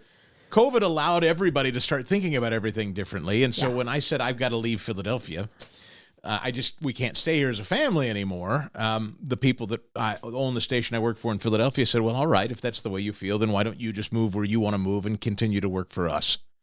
Beautiful. And isn't that wonderful? I mean, what a blessing. That's another God moment. And so the point is, you can listen online, whether I'm in Kansas City at KCMO or at 990theanswer.com. You can listen there. The podcast we put out every day, chrisstegall.com. It's all warehoused at chrisstegall.com. Twitter, Facebook, Instagram. So what is going on in the Chris DeGull podcast versus what it is that's going on your radio show? Is it kind of one and the same? Are you using kind of regurgitating a lot of the same content? The podcast is sort of the truncated version of the radio shows. I will take some of my favorite moments of both shows and stitch them together. Usually interviews. Sometimes I'll add fresh stuff. Now, I've just launched a new thing. Yeah, tell us about that. The Harumph Society. Love I'm it. particularly proud of this. Is that how you say it, or do you give it a little more? Harumph. Okay. That's an homage to the greatest comedy ever, Blazing Saddles. Oh, my gosh. It's the greatest movie that was ever made. Wait, that hasn't been canceled? Well, not yet. Not in my home. I think it's the greatest comedy ever made. Right. So Harumph is a reference to that. But I went to Substack because so many people that I really admire and enjoy have gone there to write. It's really just a blog. It's nothing fancy, but I realized, why am I writing this stuff and putting it on Facebook and Twitter? And so often it devolves into ugliness and trolls and censorship. And I just said, I'm going to just create an online forum where if people want to subscribe and read what I have to say, it's friends. It's a clubhouse. It's for a long time I have just kind of spat stuff out in the ether, and I thought, you know what? Let's make a private membership club. And so that's what we've got with the Harumph Society at Substack, if you care to join that. And then my wife and I are doing this Making the Leap podcast, talking about private Christian education and homeschooling, and we're meeting and talking to fascinating people. In fact, I just booked Jillian for a future show. She is pretty fascinating. Yeah, well, I'm she's very blessed to have her. A product of homeschooling. You cannot steal her from the Papa Ron podcast. She's under contract. and I'm telling you, thanks to that Philadelphia audience, we were able to really pony up to pay Miss Jillian. Yeah, that's true. But the people that have talked to us about homeschooling and private school have really opened our eyes to a whole new world. And people that are thinking about it, they're on the bubble. They know they really want to get out of public school, which is increasingly a disastrous mess. Right, right. We're hopeful that conversation will spur some people into a place where it's not so uncomfortable and so weird. So that's called Making the Leap. That's awesome. Thanks for letting me promote all the thousands of things. Absolutely, man. Absolutely. Which makes it even more special that you're here because you have all these other things. Like, oh my God. Well, this is easy. You guys are friends and you're radio pros, and so I'm sincerely flattered to be asked because I'm kind of dull on balance. Not a chance. Not a chance. Okay, so let's finish with your walk. One of the things that one of the reasons I brought Jill on or asked her to come on was because I wanted to surround myself with others who had a strong walk in faith to help me with my walk. And that's fellowship, right? It's so important. And you can't do it. I guess you could do it on your own, but it's not advised to do it on your own. You're supposed to lean on others and help lift each other up. And so that was because of what I was wanting to achieve with this podcast. It wasn't about being the next Joe Rogan or the next Chris DeGaulle and make millions of dollars or whatever it is. It was, if it turns out that God wants to bless me with that, I'm not going to say, no, Jesus, take it back. I'll give part of it back to you, but anyway, my point is that it's more about the message than it is about the money, and especially after everything that I've been through. And so for me, and I know it is for Jillian, it's interesting for me to hear people talk about their story and their testimony as far as, where they came from and how they discovered that they needed to walk in a life with Christ. And so why don't you kind of share what that moment was and how it all came about? I've been battling with how to define this for a while, just for myself anyway, and I'm still, I struggle with terminology because I always thought that I walked with Christ, right? I was baptized as a Methodist kid when I was a baby. I was confirmed when I was 12. I was raised in the church. But the question is, I don't know, when does it become this thing? When does it become a heart thing? Yeah. Is that it? Yeah, that's it. Mm-hmm. Because where I battle, and I'm asking earnestly, is I never felt like I rejected Christ. I always felt like Christ was a part of my life, but what is it? The relationship, the living it out? Is that the difference? It's the relationship, not the religion. So that's one of the best ways that I either can explain it or have heard it explained, that instead of being about checking boxes, because that's how I feel like I have been in my life at times. And I feel like it's how a lot of people are. And they don't even, like how you probably were at some point, don't know that's really all they're doing. Does it mean that if while they're still in that phase of checking boxes, that they're not going to go to heaven? I don't think so. That just happens to be part of their walk. So if you're checking your box, I mean, some people, they're not going to miss church on Sunday, right? Yep. Then you have people that say, I don't have to be in a church, in a building. I'm the church. My body is the church, right? Yep. I don't have to be in a church. And I heard, oh gosh, I wish I could remember who it was that I first heard it. It might be Tony Evans. Do you know Tony Evans? Sure. I love Tony Evans. Yeah, he's wonderful. I don't know if it was him first, but basically saying you also don't have to spend time with your wife to be married to her, but try not going home for a while and see how that works out for you. Well put. Right? Like that's good. Like that's a great analogy. I mean, if you're married, but you don't know people who are married. So I think instead of like going, well, I went to church on Sunday, I'm good for the week. Yeah, and carrying that analogy out, spending a lot of time with other people at the office that aren't your wife may not be cheating, but it may not be good either. Right. Mm-hmm. Exactly. If you want to extrapolate that metaphor out, that's pretty good. Exactly. Yeah. So if it just becomes like you kind of listed off some boxes, well, I was raised in a Methodist church and I was baptized as a baby and confirmed. And for each religion, And I'm not even saying that there's a problem with being a religion. It's not like you can't say, well, I'm a Baptist or I'm a Catholic, or do I think, do I want to say that? Do I think all people who call themselves Baptists are going to go to heaven? No. Do I think all people who are Catholics are going to go to heaven? No. I don't think there's any one religion that, like, just because if you were checking the box on a form. Agreed. There's no manual that you check the form and because otherwise we'd all be that. Well, that's right. Right? We'd all be that. It's not obedience to a law. It's First of all, it's all the same religion. It's a different denomination. That's right. So I want to make that clear. You're right. But so it's still Christianity. But I guess what I was in response. Sorry, I derailed in a theological debate. Yeah, let's get back to the question. Yeah. So you obviously grew up as a Christian. Yes, you knew the importance of that, but there had to have been an aha moment or something that kind of hit you between the eyes and says, maybe I need to be paying a little bit more attention to this and get a little bit more involved. I'll give you the best, most recent example. I think there are a couple, but here's the strongest one. I have had a love affair with bourbon for most of my adult life. Is that not okay? Yeah, it's not okay for me. Okay, I got it. That became something that I fell madly, madly, madly in love with. Gotcha. And became a real issue. And I drank, I just drank to excess and didn't really ever have a handle on how bad it was getting. And, sadly, I got a DUI, and I thought, oh, well, that's as humiliating as it's ever going to get for a guy who's trying to walk upright and raise a family. And that didn't talk me out of it. And I was drinking to excess to deal with anxiety and stress. And, doing what we do comes with its own sort of, I'm not whining. Is this daily? Oh, gosh. Yeah. Okay. Yeah, I was... it was getting to the point where every day by about 11 o'clock I was at the bar, and wow. I was drinking until it was time to go home and nap it off, and then I would have some more until bed. And that was pretty much every day for years. I was really drinking hard. But I would tell myself, well, I'm getting up and going to work every day. Right. Paying the bills. I'm not beating my wife or kids. Yeah. Functioning alcoholic. Totally functional.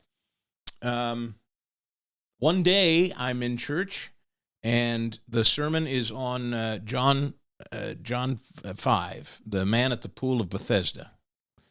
And I'm going to shorthand this because I don't know all of the story perfectly, but this man laying by the healing waters of this pool, and they believe that this pool will heal them if the angel comes and stirs the waters, and they're all waiting. But this guy's kind of in the back, and Jesus comes along and says, what are you doing? And he says, oh, I'm waiting to get to the pool, but I'm never going to get there because there's a bunch of people in front of me, and I don't stand any shot. And Christ says, in essence, would you get up? Are you serious about your faith? Do you believe in me? Get up, walk, pick up your mat and walk. The story to me, for whatever reason, on that given day in church, I heard, when people say they hear it, I never knew what it meant, but I heard him say to me so distinctly, when are you going to knock this off and start walking with me and trusting in me and living by example? If you're going to keep talking about me and then going out and getting drunk every day, what are you saying about me? What are you telling people about your faith in me? Right. So are you going to get real? Are you going to pick up your mat and walk? Or are you just going to keep checking in here and then going and getting bombed? I went out to my car. I sat in the church parking lot and I fell apart. And I cried to the Lord and said, I don't know how I got here, and I don't know why I'm so out of control, but I turn it over to you, and I quit. I surrender. I'm done. And I haven't touched it again. Wow. How long has that been? It was January. It was my birthday, as a matter of fact. It was January 5th of 2019, just before I got fired. Oh. Just before I got fired. Wow. So yeah, it's been, what is that now? I'm not very good at counting them, but that's 3.5 years, almost 4. I'm coming up on almost 4 years of not a drop. And it was just that cold turkey. There was no AA. There was no meetings. There was nothing. That was it. And I don't say it with sanctimony or suggest that it's that easy for other people. And right. I understand people struggle with that mightily. And I would never tell you that, oh, you just have to pray it away. I'm just telling you that for me, my sincere come to Jesus aha moment with him was, I trust you. Why I was drinking was the problem. It wasn't that I was, it was the why. Right. My anxiety was through the roof, the stress, the lack of trust. And it was so convicting. I heard him loud and clear. You go out and you get bombed because you're worried and scared and stressed. That's what you're telling your kids, your friends. You're making a mockery of me. Yeah. I felt like he wasn't saying that, but that's what I was hearing. Right. I was like, you gotta stop. Like, if you mean this, like, stop it. And the stress was from the radio job? Yeah. Just the anxiety of it. I still struggle with, I don't like being the politics guy in person. That weird? I don't like going to the bar or the restaurant or out to dinner or being at church and people looking at me and thinking, hey, that's the guy that talks about politics. I'm not comfortable in my own skin for some reason. I get very uncomfortable.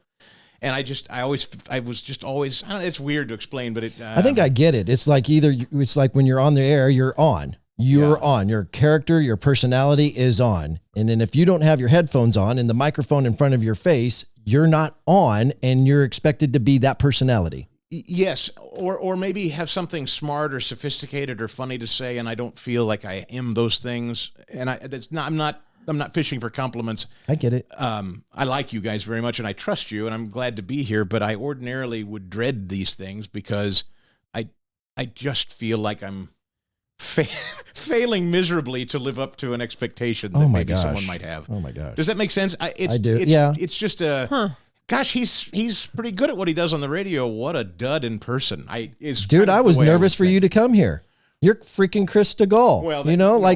Listen, I know you're a humble guy, but I'm just being honest with you. What I'm trying to ultimately say is you had anxiety about kind of doing this. You had the comfort because, you kind of knew us. We had somewhat of a similar background, but any other situation like this, you would feel uncomfortable about, right? Terribly. Right. Well, I've got a guy who, whether you know it or not, has kind of looked up to because of your success and been watching from afar. And now you're coming into my home, coming into our podcast. Right. I'm excited, but yet, I got a little anxiety. I hope I perform and don't look like a doofus or say this. And so when we're talking politics here a little bit, I'm getting a little, all over myself because I'm a little nervous talking politics with you. My point of all of that is to say, I get your anxiety. I understand it. Oh, thank you. I get it. But you're not alone. Here's another thing. Another thing.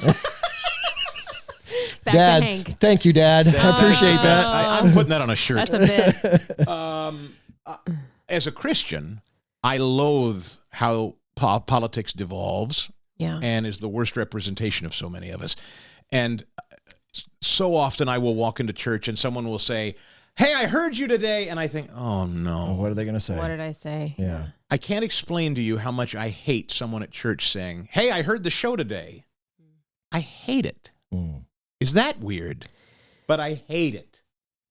Not because I think I'm some poor representation of Christ, but I just don't like feeling like, maybe I didn't measure up, or I'm being audited, or maybe I fell short, or maybe I didn't deliver. I like the anonymity of not knowing who's listening. Wow. Yes. Okay. Meeting people in person who listen, unless they're there specifically to see you. Now, it's one thing to have an event where people come because they're listeners. Because they want to see you. Yeah, then you're amongst friends. Yeah. It's quite another to be introduced as, this is Chris DeGaulle, a talk show host, and then inevitably it becomes, well, what do you talk about? And then it's like, I'm just not, it's the strangest thing. For as much as I love this business, I've never been comfortable talking about it. And that's why you drank. Heavily. And it got worse and worse and worse. And oddly, because I was always worried about losing it. I'd been fired enough that I was constantly worried about when was the day it was all going to be yanked away from me. Another form of control. I don't control it. We don't control anything, do we? Right, no. Right.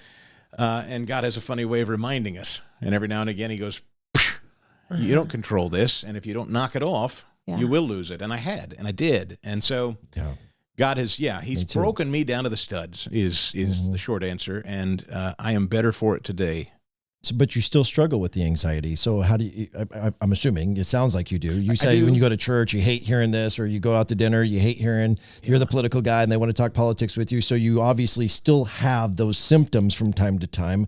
Being that you don't drink anymore, how do you deal with it? Is it strictly through prayer? Yeah. Okay. I pray before I go into social events. I pray during them often. I'll excuse myself sometimes and get up and go to the restroom just to kind of center myself. It's strange because it's not that no one's ever bad to me. I mean, no one mistreats me or anything. It's almost a weird thing to explain. But but you know this is honest. This is true. I do not have the urge to drink. I know as much as that sounds unbelievable that I'm still describing anxiety and I would turn to drinking. He completely took that from me. I don't, it's supernatural. Yes. I do not want it. I don't desire it. I don't need it. And it all glory and honor to him for completely absolving me of those handcuffs that I was in. He is supernatural. He is. I know. Like, so most people wouldn't, like, some people would think, oh, you can't use that term for God because supernatural means this, but he is supernatural. And people say, well, if I drink around you, does that bother you? Not at all. My wife still has a cocktail or two, and or I'll be out with friends and drink. I'll watch friends. You know what it is though? It's interesting now. I will watch people get drunk, and I will go, oh, I know what that is. Yeah. Now I know what you're doing. I know what self-medicating is. Yeah. And I feel sorry for them, not in a judgmental way. I go, darn it, I know what you're doing. Yeah. I wish you could feel like I do, but I don't. I never condemn. Right. But, yeah. Well, wow. Kudos and obviously all glory to God, but it was obviously you who was able to recognize the signs that God was giving you and do something with it. Yeah. So you should be recognized for that, for doing that. And I appreciate when I go on to your Instagram, for an example, and the first thing that's listed in your description or bio is Jesus first. Yes. So I appreciate that. And being as somebody who, much like you, checked the boxes and was kind of in and out with a relationship with Christ, always believed, but didn't always perform, I guess, for lack of a better follow. Yeah. And through all of the things that happened through COVID and kind of getting kicked to the studs, as you mentioned, that's kind of what inspired this whole podcast. I heard you talk about bitterness and anger, which I had mightily as well. Anger.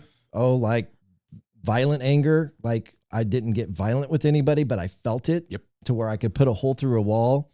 I still do on COVID. Yeah. I still do. Yeah.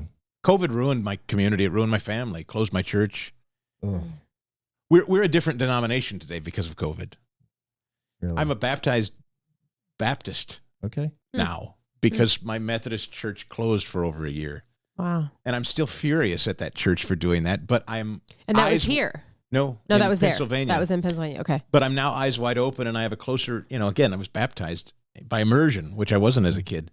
But I am in this beautiful Bible-based, Bible-believing church, and I couldn't have been, and I wouldn't have been if that awful thing hadn't happened. I know. Isn't that crazy? Like you talked about falling into the darkness and coming out, better in the end. And I'm certainly not 100%, but I do feel like through certain steps in my life, and like Jill and I just had a conversation yesterday about something really cool that happened where I got to be somebody for somebody else. Cool. In talking about Jesus, where isn't that the best? Yeah, because I was the one seeking out other people. I was seeking out Jill. I was seeking out my neighbor down the street, like, hey, I need you in my community. I need you in my circle. Yeah. I need you to help me with this walk. And somebody at one point came to me because they needed me in theirs. Right. And there is something to be said, and I told Jill this yesterday, there's something to be said in when, you're getting medicine, when you're like me leaning on Jill, that's medicine for me. But when you can give it back, that is. When you feel strong enough. Oh my gosh. Yeah. There was something about that conversation. I walked away yesterday and I was like, holy moly, that is incredible. Or Holy Spirit, whatever. Aren't you at your best? Don't you feel your strongest when it has nothing to do with you at all? Yes. Yeah. Because what does that matter? And it's just the opposite. Like we're so rested from that when we're immersed in ourselves.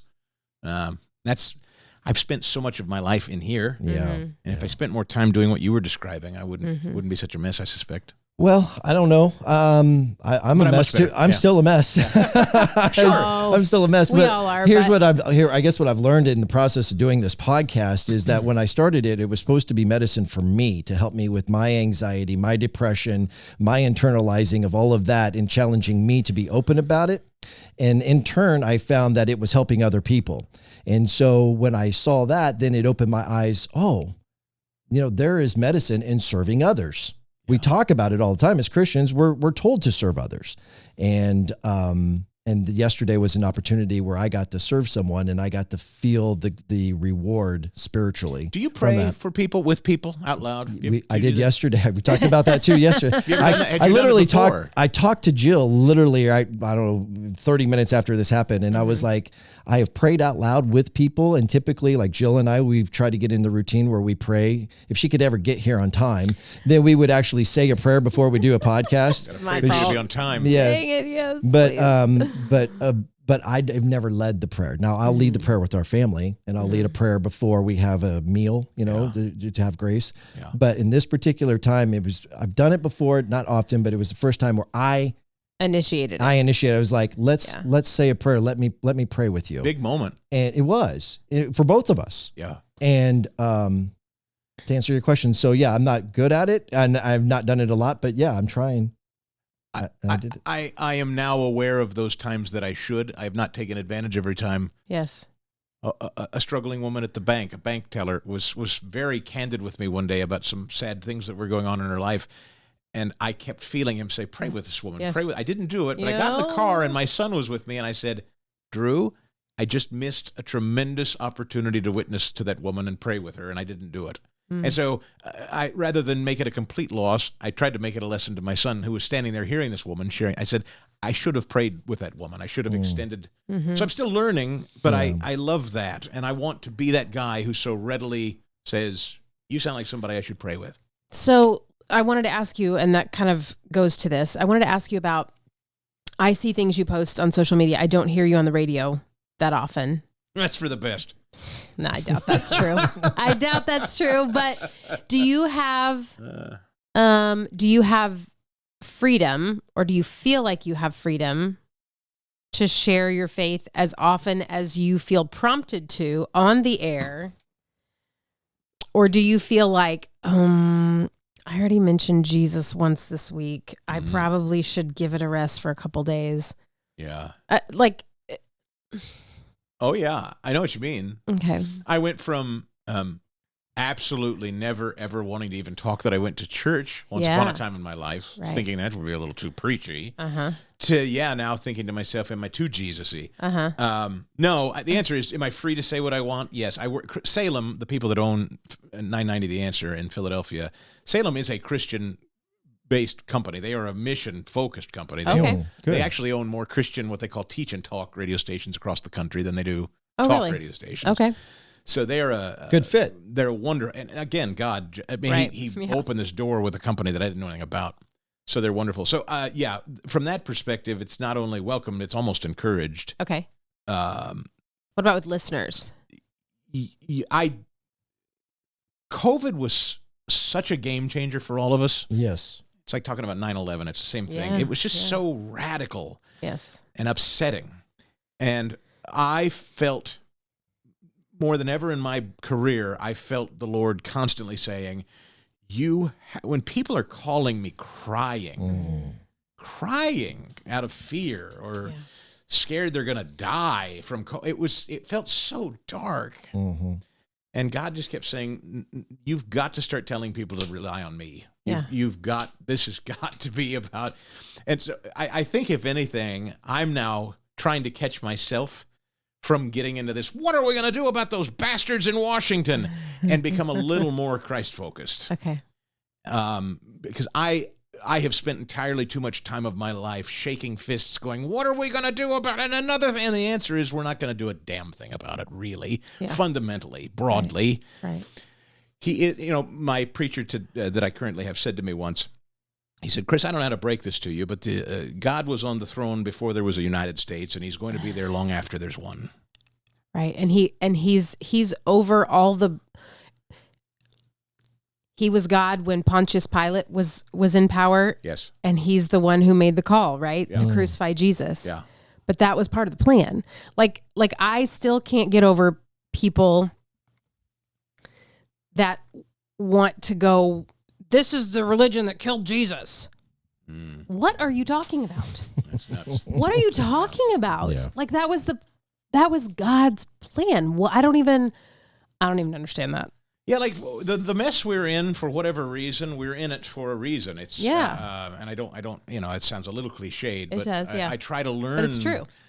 There's something to take from it. How am I to be better? How am I to be a witness? How am I to improve things? How am I to?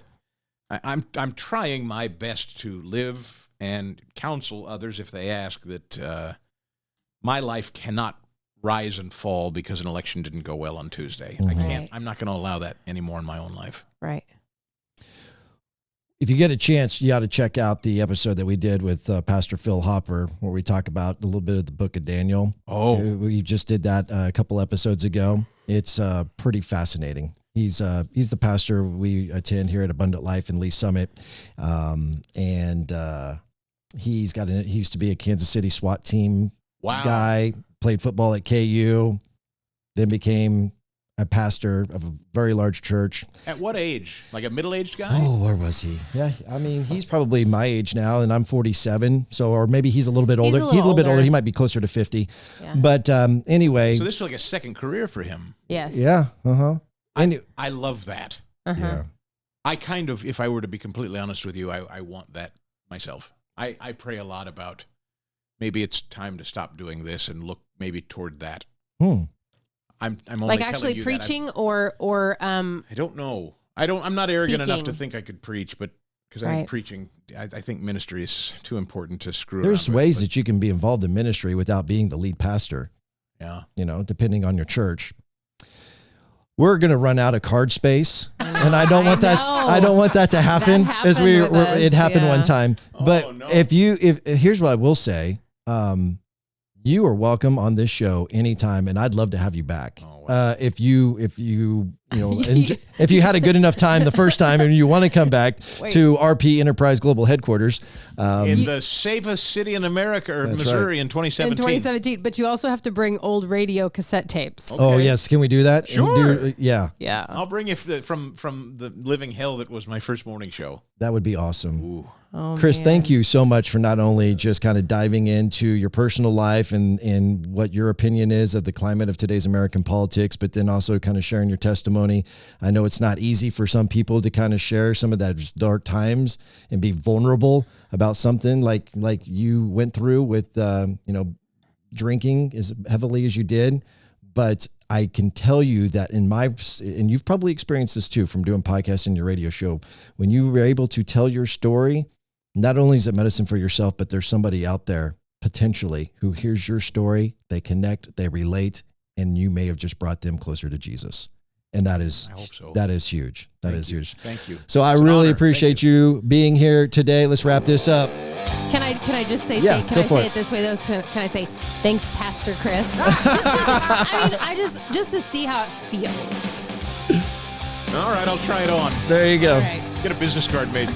Thank you to you guys for listening or watching. Again, you can watch a video version of this on YouTube or Spotify. Thanks to Jillian Gregg. And thank you to our special guest, Chris DeGold, episode 24 of the Papa Ron Podcast. You've been listening to the Papa Ron Podcast. If you enjoyed this show, hit subscribe now and tell your friends on Facebook, Instagram, Snapchat, TikTok, and other social platforms. To participate on the show, leave a message with your comments or questions by calling or texting 816-558-6389. That's 816-558-6389. Until next time, thanks for listening to the Papa Ron Podcast. Papa Ron Podcast.